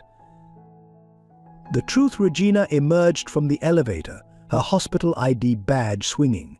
You want to talk about truth? She carried a thick folder copies of all the evidence Max had discovered. Let's talk about how you stalked my sister. How you tried to buy her silence.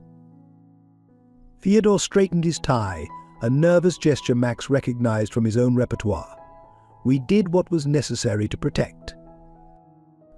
To protect what? Regina's voice rose, drawing concerned looks from the nurse's station. Your precious reputation.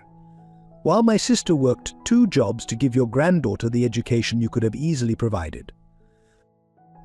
Margaret stepped forward, her perfectly manicured hand extended placatingly. We're here to make things right. We can pay for the best treatments, fly in specialists. Mum Lily's voice came from the doorway. She stood there in her school uniform, taking in the scene with those analytical eyes that marked her as a Rochester. The silence that followed was deafening. Theodore and Margaret stared at their granddaughter, seeing for the first time how much she resembled young Max. Lily looked back, her chin lifted in a gesture so reminiscent of Charlotte that it made Regina's heart ache. You're my grandparents? Lily asked, her voice steady despite the tremor in her hands, the ones who didn't want me. Lily, sweetheart. Margaret moved forward, but Max blocked her path. No, he said firmly, you don't get to sweep in now and play loving grandparents, not without earning it. From inside the room came the sound of monitors beeping. Charlotte was awake, her voice weak but clear. Let them in, Max. Let Lily decide. The adults exchanged glances, then followed Lily back into the room. Charlotte sat up slightly, Regina adjusting her pillows. Despite her illness, she remained the moral compass of the room. Mr. and Mrs. Rochester Charlotte acknowledged them with a grace that made their past actions seem even more shameful. You've finally come to meet your granddaughter. Theodore stepped forward, his usual corporate confidence faltering. Charlotte, we, for perhaps the first time in his life, words failed him. Save your apologies, Charlotte said softly. They're not for me. They're for her, she gestured to Lily, who stood watching the scene with an expression too old for her 8 years. Why didn't you want me? Lily asked directly, her question cutting through the adult tension like a knife. Margaret burst into tears, but Theodore faced the question head-on. Perhaps he recognized in his granddaughter the same unflinching approach to truth he'd once valued in business. We were wrong, he said simply. We were so focused on protecting what we thought was important: money, status, the Rochester name, that we forgot what family really means. Lily considered this, then walked to her science project display in the corner. Do you know what this is? She asked her grandfather.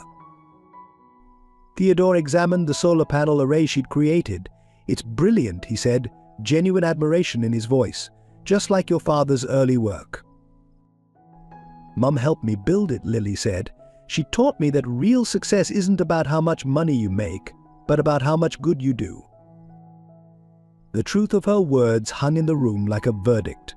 Margaret wiped her eyes, smearing expensive mascara. We'd like to help now, she offered. Whatever Charlotte needs.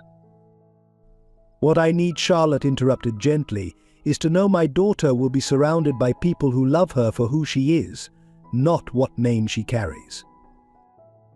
Theodore turned to his son, seeing him clearly perhaps for the first time. Max stood protective over his newfound family, the corporate warrior transformed into something far more powerful: a father. I failed you, Theodore admitted. And in failing you, I failed her, he gestured to Lily.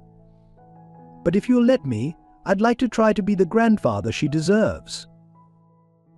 That's not your decision, Max replied. Or mine, he looked at Lily. What do you think, sweetheart? Lily walked to her mother's bedside, taking her hand. Mom always says everyone deserves a second chance if they're truly sorry. Are you? The question, simple but profound, hung in the air. Theodore Rochester, who had spent decades wielding power in corporate boardrooms, found himself being judged by an 8-year-old standard of truth. Yes, he whispered, his voice cracking. More sorry than I've ever been for anything. Charlotte's monitors beeped steadily as she watched her daughter process this. Lily finally nodded, her decision made with the same certainty she applied to her scientific experiments. Okay, she said, but you have to promise 2 things. First, no more hurting people to protect money. And second, she paused, looking at her mother for strength, you have to help Mum get better. Not with money, but by being here. By being family. The simplicity of her conditions brought tears to eyes unused to crying. Margaret nodded frantically, while Theodore simply said, I promise. As if to underscore the moment, Charlotte reached out her free hand to her former father-in-law. Then let's start now, she said.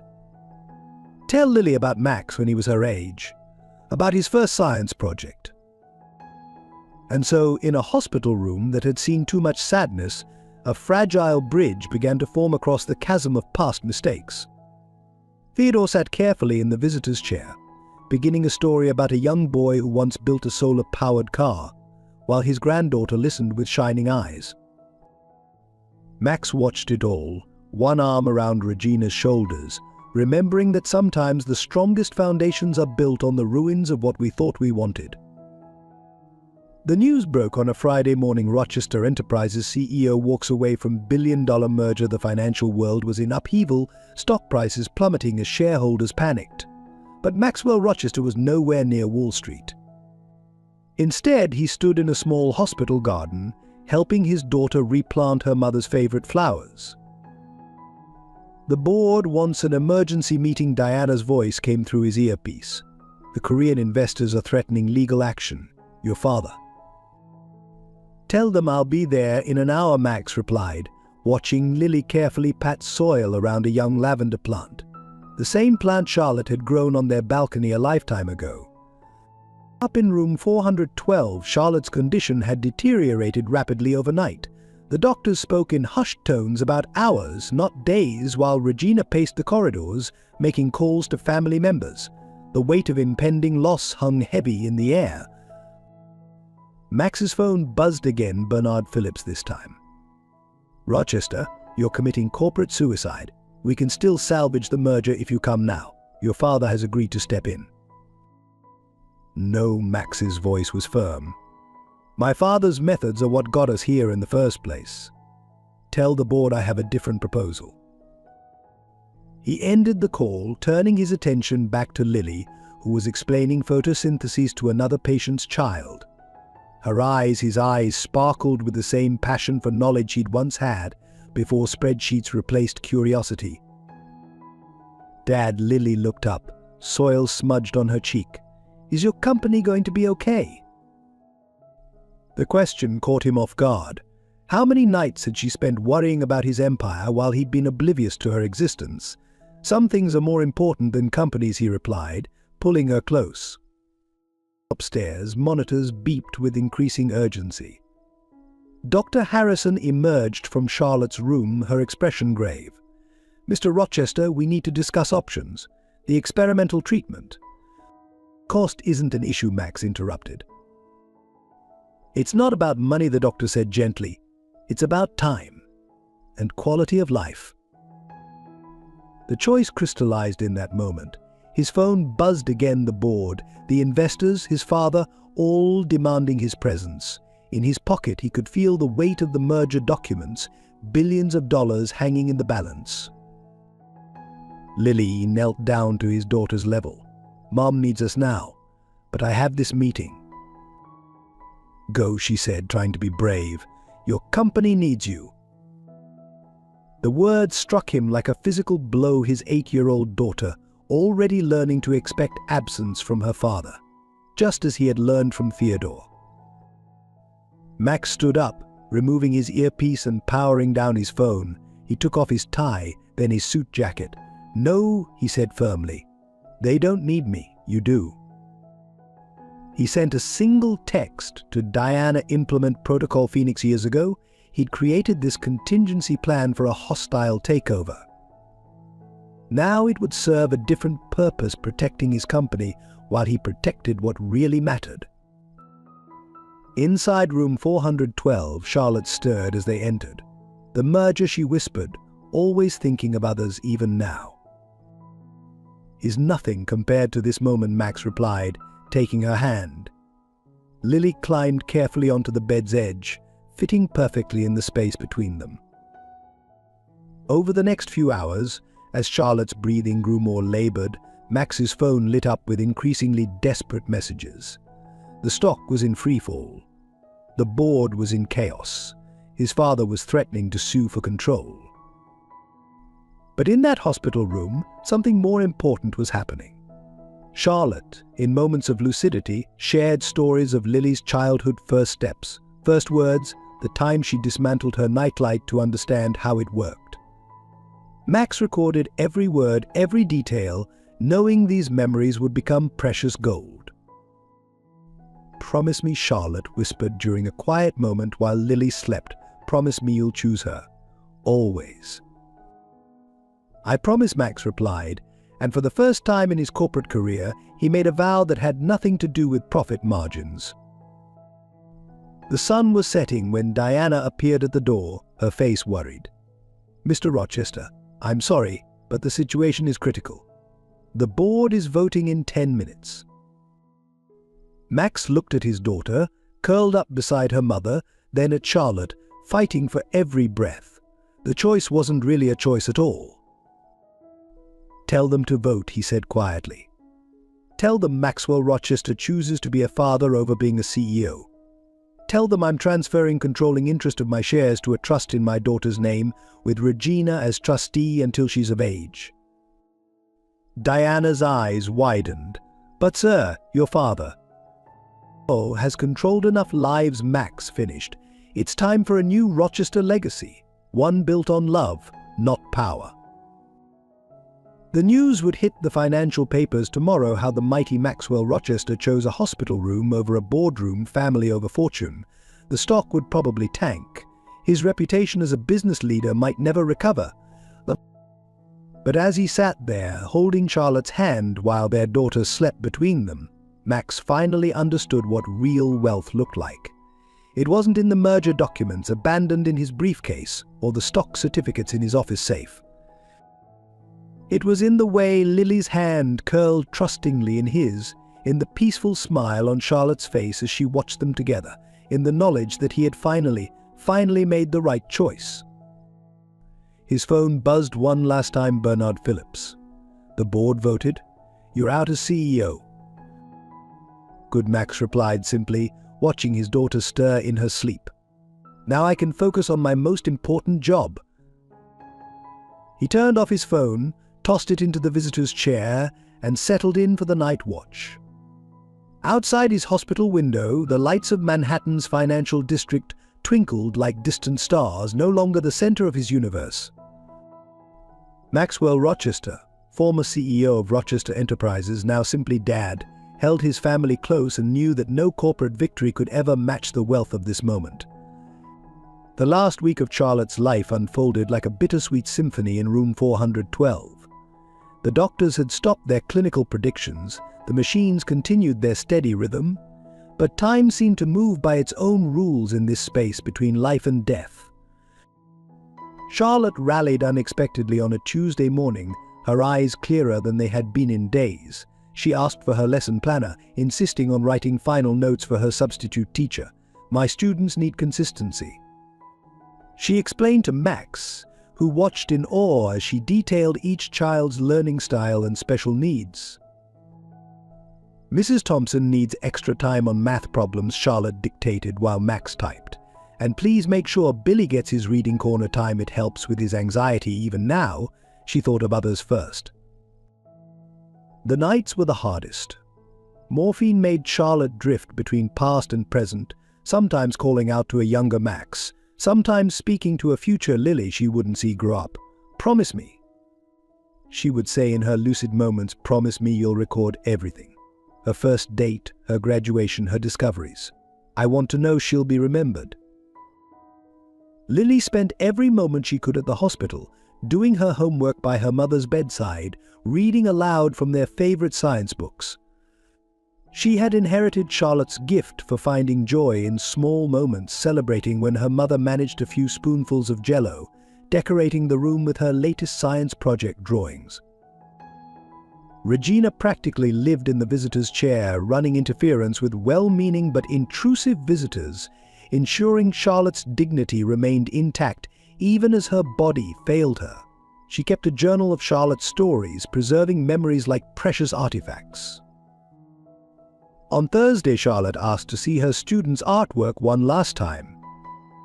Max had his assistant bring the entire classroom display. They transformed the sterile hospital walls into a gallery of children's dreams, wobbly rainbows, stick figure families, and carefully printed "We love you, MS" Bennett signs. This, Charlotte told Lily, gesturing to the artwork, "this is real success. Not money or power, but touching lives, making someone's world a little brighter." Theodore and Margaret Rochester came daily now, their previous arrogance replaced by genuine remorse. They sat quietly, learning about the woman they had once tried to erase, seeing through Lily's eyes the family they had nearly destroyed. Friday brought an unexpected moment of joy when Charlotte's former students organized a small concert in the hospital garden. The sound of children singing "You Are My Sunshine" floated up to room 412, where Charlotte sat propped up in bed, tears streaming down her face as she conducted them from her window. "Remember this," she whispered to Lily. "Remember that love always finds a way to shine." By Saturday, Charlotte could no longer speak, but her eyes communicated volumes. She watched Max braiding Lily's hair, still imperfect, but done with such love, and managed a small smile. When Lily presented her latest science experiment results, Charlotte's hand squeezed her daughter's with precious remaining strength. The end came peacefully on Sunday morning. Dawn was just breaking over Manhattan, painting the sky in the same colors as Charlotte's beloved garden. Lily had fallen asleep reading A Wrinkle in Time aloud, her head resting on the hospital bed. Max sat holding Charlotte's hand, having learned too late but still in time how to simply be present. Charlotte opened her eyes one last time, looking first at Lily, then at Max. No words were needed. Her gaze held everything: forgiveness, love, and a final entrusting of their daughter's future to his care. Her lips moved slightly, and Max leaned closer to hear her whisper, "You found your way back. Keep walking this path." Then, as gently as she had lived, Charlotte slipped away. The monitor's steady beeping transformed into a single tone, but Max didn't need the machines to tell him she was gone. He could feel it in the sudden lightness of her hand, in the profound silence that filled the room. Lily stirred, somehow knowing even in sleep that everything had changed. She opened her eyes, his eyes, and looked at her mother's peaceful face. "Dad?" she asked, her voice small but steady. Max gathered his daughter into his arms, finally understanding what Charlotte had known all along, that love wasn't about grand gestures or perfect moments, but about being there, holding on, showing up even when it hurt. Outside, the morning sun illuminated Charlotte's garden, where the flowers she and Lily had planted continued to grow, reaching for the light just as she had taught them all to do.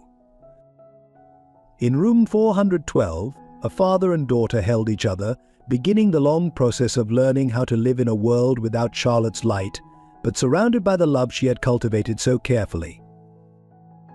The first week after Charlotte's passing moved in slow motion, like watching a film underwater.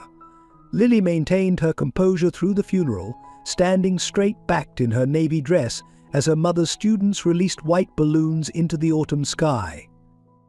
She accepted condolences with a grace that broke the hearts of everyone who witnessed it, thanking each person for coming with the quiet dignity she'd inherited from Charlotte. But it was the small things that finally cracked her carefully constructed walls. One morning, exactly 9 days after losing her mother, Lily stood in the bathroom of their new apartment, staring at her reflection with increasing frustration. Her hair, usually neatly braided by her mother's skilled hands, refused to cooperate with her own attempts. "I can help," Max offered from the doorway, YouTube tutorial already queued up on his phone. "No," Lily's voice cracked. "I want Mom. I want her to do it." The hairbrush clattered into the sink as she finally broke down, months of contained grief exploding like a supernova. "It's not fair," she screamed, tears streaming down her face. "She was supposed to teach me. She was supposed to see my science fair projects. She was supposed to be here." Her small fists pounded against Max's chest as he knelt to hold her. The sobs racked her entire body, each cry carrying the weight of different losses. Who's going to make chocolate chip pancakes on Sundays? Who's going to know that I need the nightlight on but pretend they don't notice? Who's going to understand? Max held her tighter, his own tears falling into her tangled hair. "I'm here," he whispered, though he knew it wasn't enough, could never be enough. "But you weren't." Lily pushed away from him, her face red with anger and grief. "You weren't here when I had chickenpox, or when I won my first science prize, or when Mum cried at night thinking I was asleep." The accusations tumbled out, years of stored hurt finally finding voice. She ran to her room, slamming the door with all the force her 8-year-old arms could muster.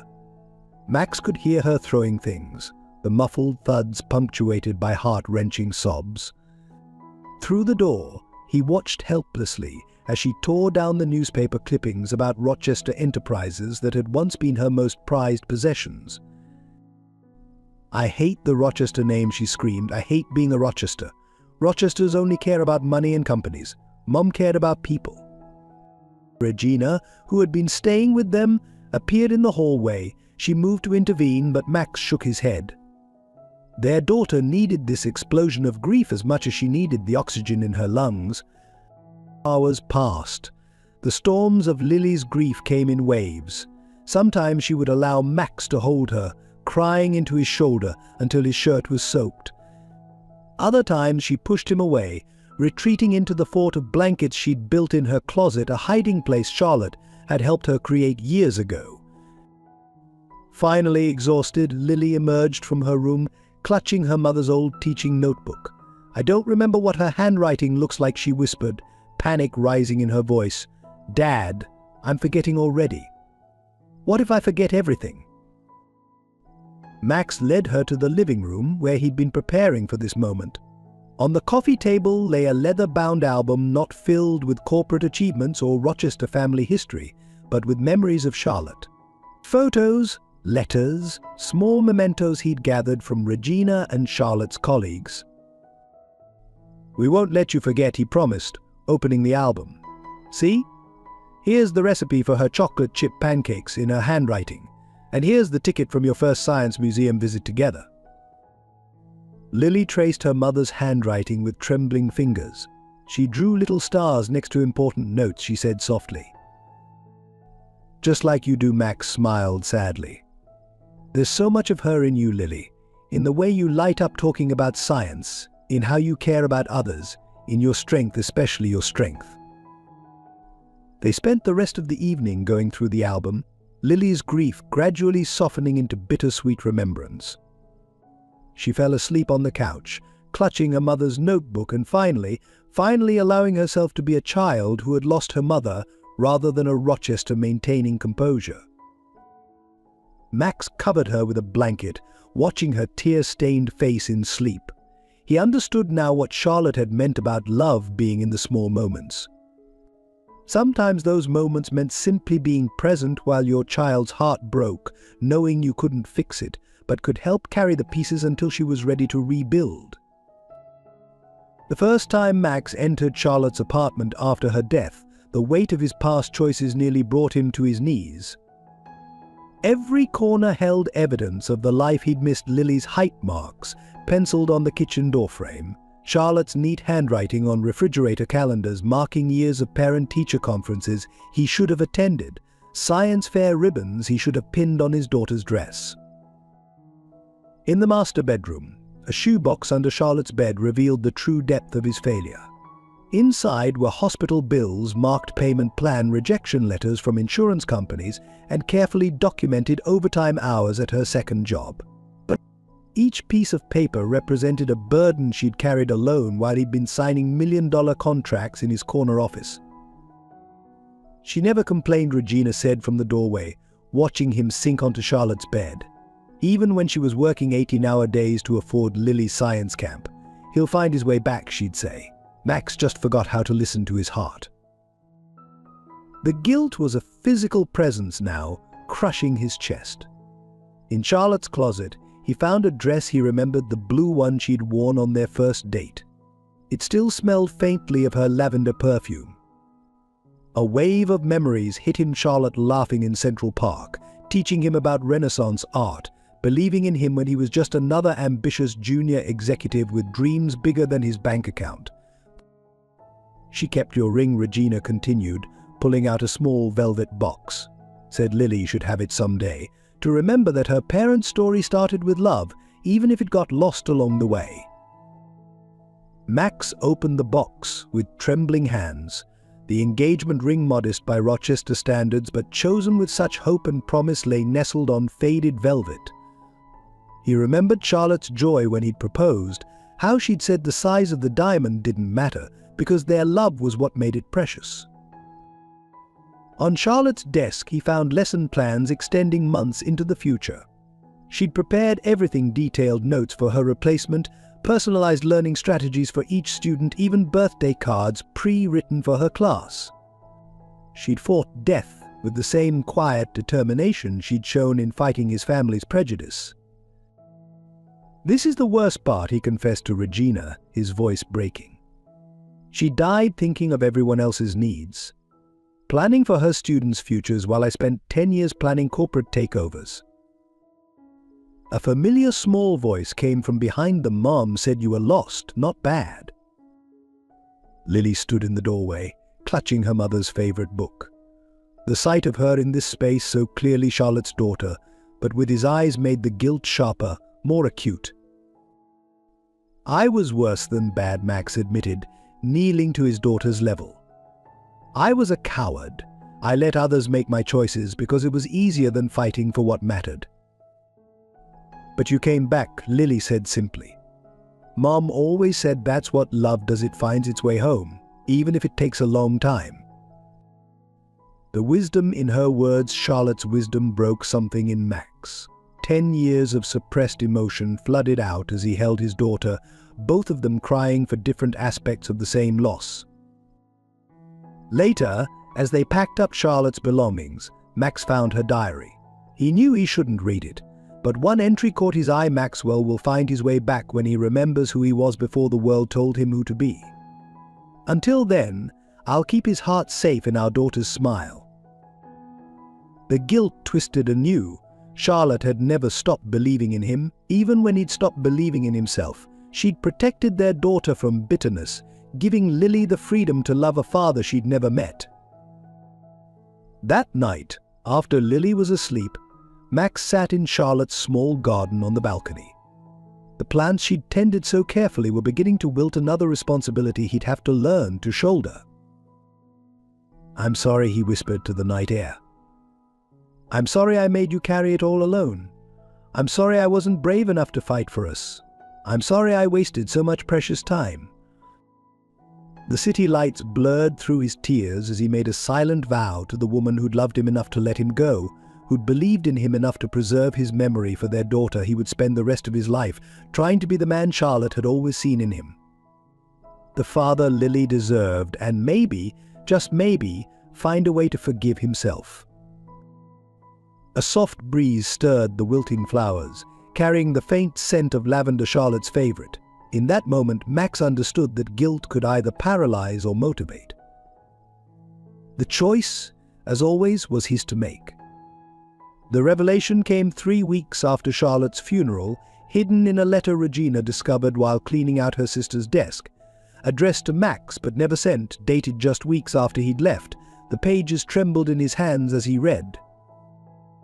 "My dearest Max, today I made a choice that will haunt me forever. Your father offered me $5 million to disappear enough to give our unborn child every advantage in life. The trust fund alone would secure our baby's future through college and beyond. All I had to do was promise never to tell you about our child." Max sank into Charlotte's teaching chair, the truth hitting him with devastating force. The letter continued. "I refused, not because of pride or anger, but because I believe our child deserves to know they were born of love, not transaction. Your father thinks he's protecting the Rochester legacy. He doesn't understand that true legacy isn't built in boardrooms or bank accounts, but in the choices we make when everything we want is on one side and everything we believe is right is on the other." The next paragraphs detailed the consequences of her refusal. The Rochester family's systematic dismantling of her career opportunities, the blacklisting from private schools where she'd applied to teach, the random health insurance denials that forced her to work multiple jobs. "They think they're punishing me, but they don't understand. Every difficulty makes me more certain I made the right choice. Our child will learn that integrity isn't for sale at any price. That love means choosing the harder right over the easier wrong." Lily's birth was described in careful detail, her weight, her first cry, the exact shade of her eyes that marked her as Max's daughter. Charlotte had documented everything, preserving moments she hoped he would someday want to know. "The nurses asked about the father. I told them he was lost, not gone. There's a difference, you see. Gone means giving up hope. Lost means believing someone will find their way back when they remember who they really are." The final pages revealed Charlotte's greatest sacrifice. A renowned children's hospital had offered her a prestigious teaching position working with young patients, combining her two passions. But it meant moving to Boston, away from any chance of Max discovering their daughter. I turned it down. Some would call it foolish, clinging to the hope that you'll remember the man who once dreamed of changing the world, not just owning it. But I look at our daughter so brilliant, so full of your determination and curiosity, and I know that someday, something will wake you up. Until then, we'll be here, keeping your heart safe until you're ready to reclaim it. The letter was signed simply, "Still believing in you, Charlotte." Max read it 3 times, each reading revealing new layers of Charlotte's quiet strength. While he'd been chasing corporate victories, she'd been winning daily battles against bitterness and despair, choosing hope over hatred. Regina found him still sitting in Charlotte's chair hours later, the letter worn from repeated handling. "She never stopped loving you," Regina said softly. "Even when I begged her to be angry, to fight back, to demand what she deserved, she just said, 'Anger destroys, love rebuilds. I choose rebuilding.'" Max looked around the classroom, seeing it with new eyes. Every carefully arranged book, every student artwork displayed, every small touch reflected Charlotte's philosophy that love was a choice you made every day, especially on the days when it was hardest. "She won, you know," Regina added, straightening a row of small desks. "Not by fighting the Rochesters, but by raising Lily to combine the best of both worlds, your drive and her compassion. That's a legacy worth more than any inheritance." Max carefully folded the letter, understanding finally the true measure of sacrifice. Charlotte had given up not just money or career opportunities, but the right to be bitter, the luxury of giving up. She'd chosen to believe in him when he'd given her every reason not to. In his pocket, his phone buzzed with another message from the board about the company's future. For the first time, Max understood exactly what Charlotte had meant about choices defining legacy. It was time to make one of his own. The safety deposit box at Manhattan Trust Bank held secrets that could shake the Rochester empire to its foundations. Regina had maintained it for 10 years, methodically collecting evidence of the Rochester family's systematic campaign against her sister. As she led Max through the bank's marble corridors, her hands trembled slightly with the weight of what she was about to reveal. "Charlotte never wanted you to see this," Regina explained as the bank manager opened the box. She said hatred would only poison Lily's future. "But you need to understand what they did, what your family did, to protect their precious reputation." Inside the box lay a decade of carefully documented persecution. Surveillance photos taken by private investigators hired by Theodore Rochester, showing Charlotte at doctor's appointments, at work, shopping for baby clothes. Each image dated and annotated, proving the family had known about Lily from the beginning. There were letters from prestigious schools withdrawing teaching offers after mysterious calls from concerned parties, emails from potential employers suddenly rescinding job offers, medical insurance claims inexplicably denied despite perfect paperwork. A systematic dismantling of opportunities designed to force Charlotte into accepting their money and disappearing. "This is the worst part," Regina said, pulling out a thick folder. Inside were letters from Charlotte to Max, dozens of them, all returned unopened, marked recipient unknown despite being sent to his correct address. Each one contained ultrasound photos, progress reports of Lily's development, hopes for reconciliation. "Your father's assistant intercepted them all," Regina explained, her voice tight with old anger. Charlotte would wait by the mailbox like a schoolgirl, hoping for any response. Eventually, she stopped writing but never stopped hoping. A series of bank statements showed the gradual depletion of Charlotte's savings as she fought to provide for Lily while being blacklisted from better-paying positions. Medical bills piled up, marked with payment plans and desperate negotiations. She worked 3 jobs at one point, Regina continued, showing him pay stubs from various schools and tutoring services, teaching during the day, online tutoring at night, weekend enrichment programs, all so Lily could have the same opportunities as other children. The final document was a letter from Boston Children's Hospital, offering Charlotte a dream position combining teaching and helping young patients. The salary would have solved their financial struggles. But it required moving away from New York, away from any chance of Max finding them. She turned it down without hesitation, Regina said softly. Said Lily deserved the chance to know her father, even if that chance never came. Max handled each piece of evidence like it might shatter, seeing for the first time the full scope of his family's manipulation and Charlotte's quiet resistance to it. She hadn't fought with lawyers or public accusations. She'd fought by continuing to believe in love's power to overcome greed and fear. "Why show me this now?" he asked, his voice hoarse. Regina closed the safety deposit box with decisive click. "Because Charlotte protected you all these years, keeping this evidence hidden to give you and Lily a chance at an unburdened relationship. But now that she's gone, you need to understand the price of that protection. Not to make you feel guilty, but to ensure you never let anyone, not your father, not the board, not anyone, come between you and Lily again." She handed him the key to the safety deposit box. Charlotte thought love meant protecting people from painful truths. I think sometimes love means facing those truths head-on so we don't repeat old mistakes. Max pocketed the key, feeling its weight like a responsibility. Each document in that box represented a choice: his family's choice to destroy, Charlotte's choice to preserve, Regina's choice to remember. Now it was his turn to choose how this evidence would shape his and Lily's future. As they left the bank, Regina touched his arm. "Charlotte forgave them all, you know," said bitterness would only steal more precious time. "That was her gift to Lily and to you. The question is, what will you do with that gift?" Max looked at the bank building, knowing its vault held enough evidence to destroy his father's reputation and the Rochester name. But he also knew that's not what Charlotte would have wanted. She'd chosen a different kind of justice, one built on healing rather than revenge. The final piece of the puzzle emerged during an unexpected encounter in Theodore Rochester's study. Max had gone to confront his father with Regina's evidence, but found him already waiting, a different set of documents spread across his mahogany desk.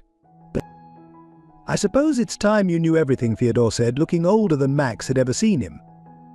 He pushed forward a yellowed newspaper clipping from 25 years ago. The headline read, "Tragic accident claims young teacher's life." Her name was Sarah. Theodore's voice cracked. "Your half-sister, the daughter I abandoned before you were born." The revelation hit Max like a physical blow. In the article's grainy photo, he saw a young woman with their eyes standing in front of a classroom of children. She died in a car accident at 28, the same age Max had been when he left Charlotte. "When I discovered Charlotte was pregnant," Theodore continued, "I saw history repeating itself. A teacher, just like Sarah's mother, the same idealistic smile, the same belief that love could conquer class differences." He pulled out more documents, letters from Sarah he'd never opened, photos of a child he'd never met. "I thought I was protecting you from my mistakes." Theodore's hands trembled as he arranged the papers. "Instead, I forced you to repeat them." The truth unfolded like a dark family tapestry. Theodore had paid Sarah's mother to disappear, just as he'd tried with Charlotte. He'd buried his guilt in building the Rochester empire, teaching his son that emotional attachments were weakness, that love was a liability in the world of high finance. "I followed Sarah's career from afar," Theodore admitted. "She became an extraordinary teacher, changing children's lives. When I read about the accident, he stopped, emotion finally breaking through his carefully maintained facade. I realized I'd sacrificed my daughter's love for nothing." Max picked up Sarah's photo, seeing in her features the same determination he now saw in Lily. "So when Charlotte refused your money?" "I panicked," Theodore finished. "I couldn't bear to watch my son make my mistake, to choose love over legacy. I didn't understand that love could be the greatest legacy of all." The final document was a letter Sarah had written just before her death, never sent. In it, she forgave her father, expressing hope that someday he would learn that true wealth couldn't be measured in dollars. Charlotte knew Max realized suddenly. That's why she never showed Regina's evidence.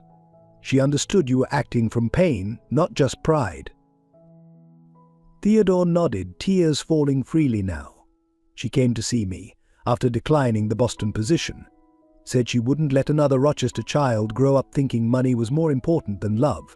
That's when I knew I'd made the same terrible choice twice.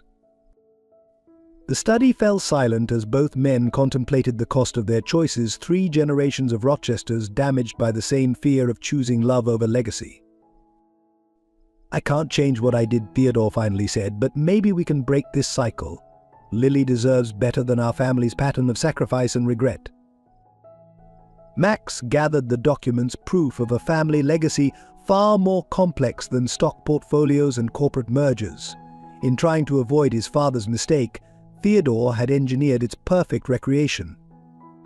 And Charlotte, somehow understanding this deeper wound, had chosen forgiveness over retribution. But Sarah would have been an amazing aunt to Lily, Max said softly, watching his father's shoulders shake with suppressed sobs. Yes, Theodore agreed, just as Charlotte would have been an amazing daughter-in-law if I hadn't been too afraid to learn from my past. The Rochester family gathered in Central Park on a crisp autumn morning, exactly 1 month after Charlotte's passing. The location wasn't random, it was the same bench where Max and Charlotte had first met, where a young investment banker had fallen in love with an art history graduate student's perspective on life. Lily stood between her grandparents, Theodore and Margaret Rochester, as they unveiled their gesture of reconciliation, a dedicated learning garden in Charlotte's name, complete with solar-powered educational displays that merged her love of teaching with Lily's passion for science. Your mother believed in second chances, Theodore told his granddaughter, his voice thick with emotion. She taught me that it's never too late to choose love over fear. He knelt down, meeting Lily's eyes, their family's eyes, passing through generations. Can you give us that chance? Lily looked at the garden, where Charlotte's favorite flowers bloomed alongside cutting-edge renewable energy demonstrations. It was a perfect fusion of both sides of her heritage, the Rochester drive for innovation and her mother's nurturing spirit. Mom always said that love grows like flowers, Lily replied, touching a blooming lavender plant. It needs patience, care, and sometimes forgiveness. She turned to her grandparents with Charlotte's grace. I think she'd want me to help your love grow too. Margaret burst into tears, pulling Lily into an embrace that held years of regret and hope.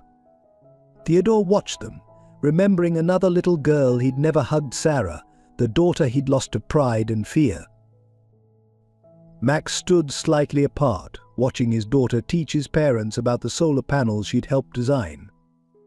The sight stirred complex emotions: grief for the years lost, gratitude for this second chance, and a profound appreciation for Charlotte's wisdom in keeping the door open for this reconciliation. Regina joined them, carrying Charlotte's old teaching notebook. Though initially resistant to the Rochester family's overtures, she'd seen how much Lily needed this healing. Charlotte would love this, she admitted, watching students from her sister's school explore the educational displays. She always said education should break down walls, not build them. The garden became a symbol of their healing. Theodore and Margaret attended Lily's science presentations, learning to value achievements that couldn't be measured in dollars. They shared stories of Max's childhood, helping Lily understand where her love for innovation came from. Most importantly, they listened to Lily's memories of Charlotte, to Regina's accounts of the struggling years, to Max's expression of both grief and gratitude. Each story helped bridge the chasm their pride had created.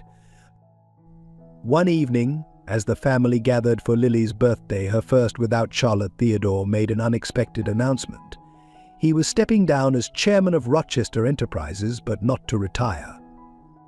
Instead, he would establish the Charlotte Bennett Memorial Foundation, dedicated to supporting single parents in education careers. Your mother changed our family by refusing to let bitterness take root, he told Lily. The least we can do is help other families avoid the pain our pride caused.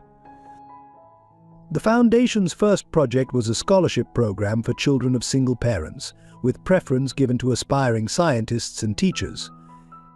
Lily helped design the selection criteria, insisting that character and creativity count as much as academic achievements, just as Charlotte had always taught. Margaret threw herself into organizing educational programs at the Learning Garden, finding purpose in continuing Charlotte's legacy of nurturing young minds. She worked alongside Regina, their shared love for Lily gradually healing old wounds. Max watched it all with quiet amazement, seeing Charlotte's influence rippling outward. She had understood something it had taken the Rochesters' generations to learn: that true family legacy wasn't built on exclusion and pride, but on acceptance and growth. The reconciliation wasn't perfect.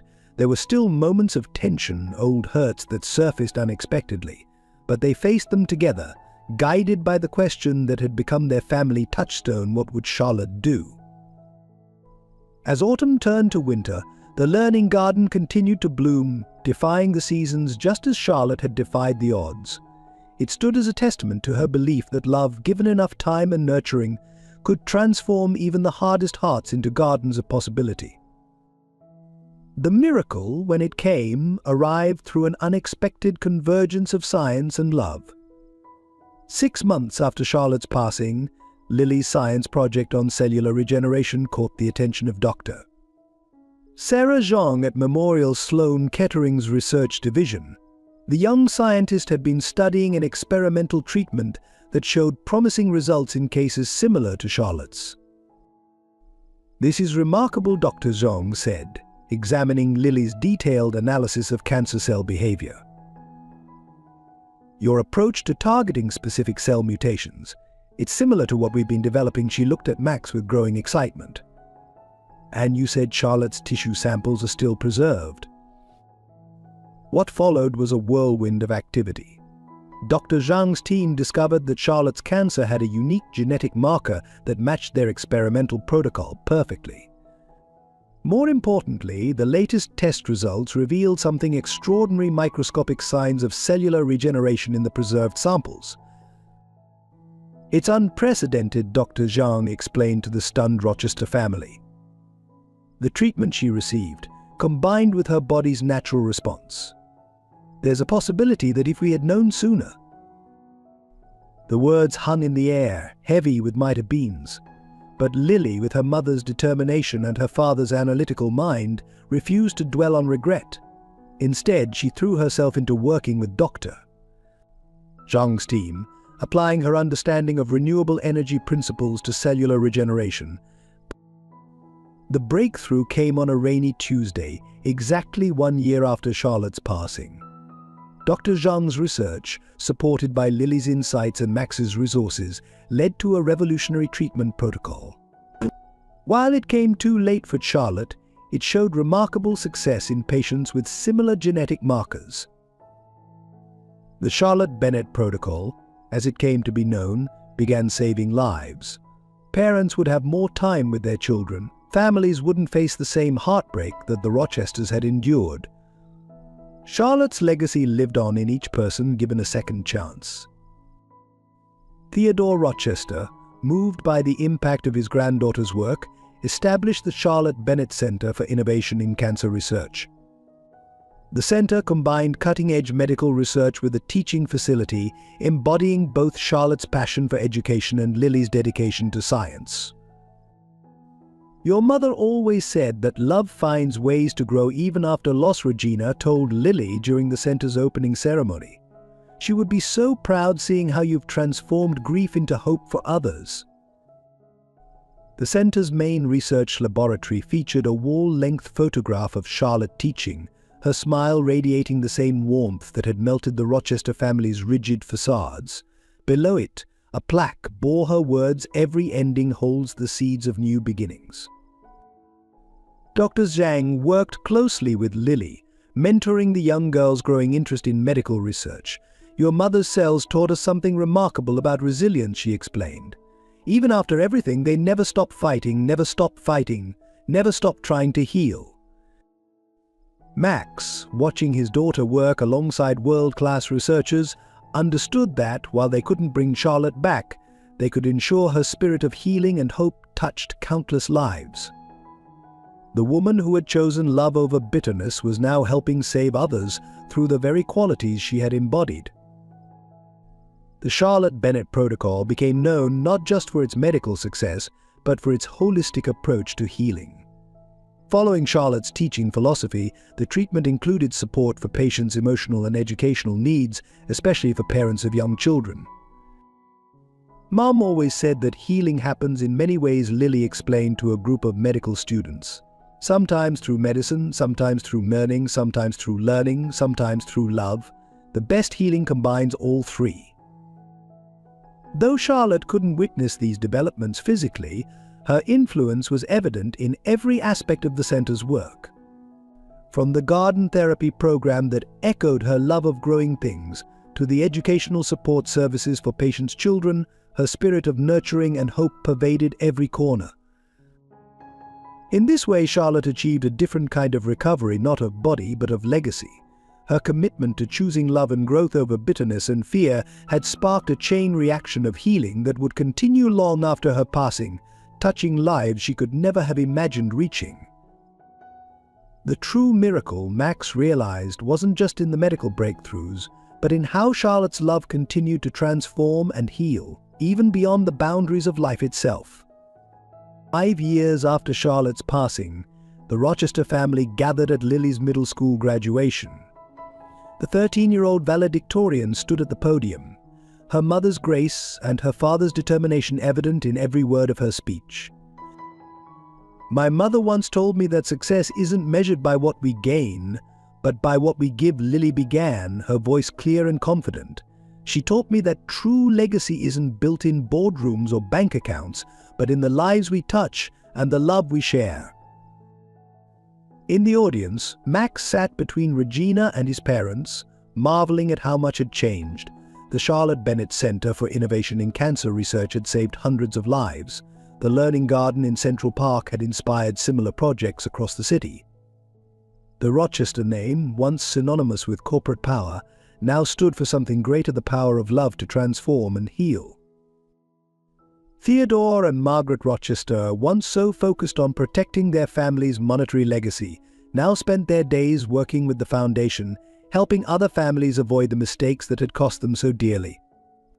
They had learned, through Charlotte's posthumous example, that true wealth couldn't be measured in dollars. Max had found his own path to redemption. While maintaining his role in Rochester Enterprises, he had shifted the company's focus to sustainable development and educational initiatives. His office, once stark and impersonal, now displayed Lily's Science Awards alongside Charlotte's teaching accolades, a reminder of what really mattered.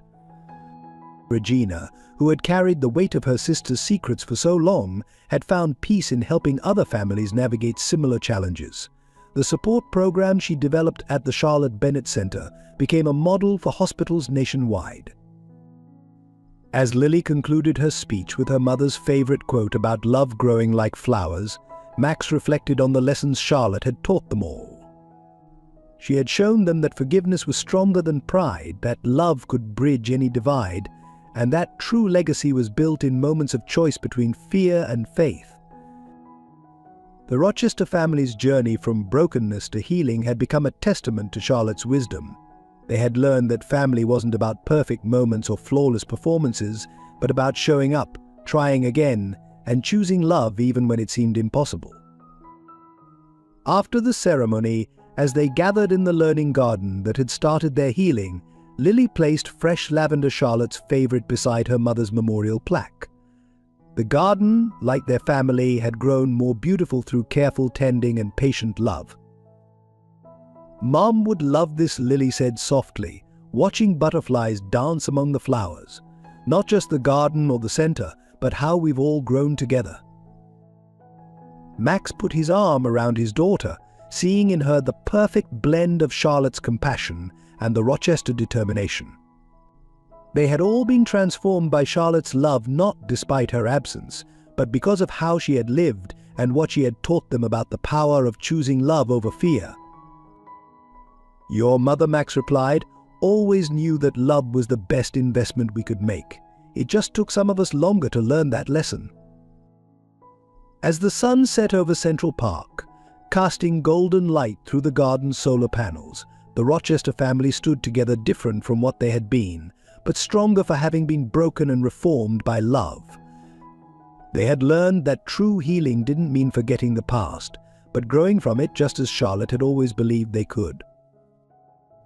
In the end, Charlotte's greatest gift hadn't been the medical breakthroughs or the educational programs that bore her name, but the simple truth she had lived by, that love, given time and nurturing, could transform even the hardest hearts into gardens of possibility. If this story touched your heart and made you reflect on family, love, and second chances, we'd love to hear your thoughts in the comments below. Your stories and perspectives matter to us. Please consider subscribing to support our storytelling journey and share this video with someone who might need a reminder that it's never too late for love to find its way home. Every like helps us continue creating meaningful content that celebrates the power of forgiveness and the strength of family bonds. Together, let's spread stories that remind us what truly matters in life.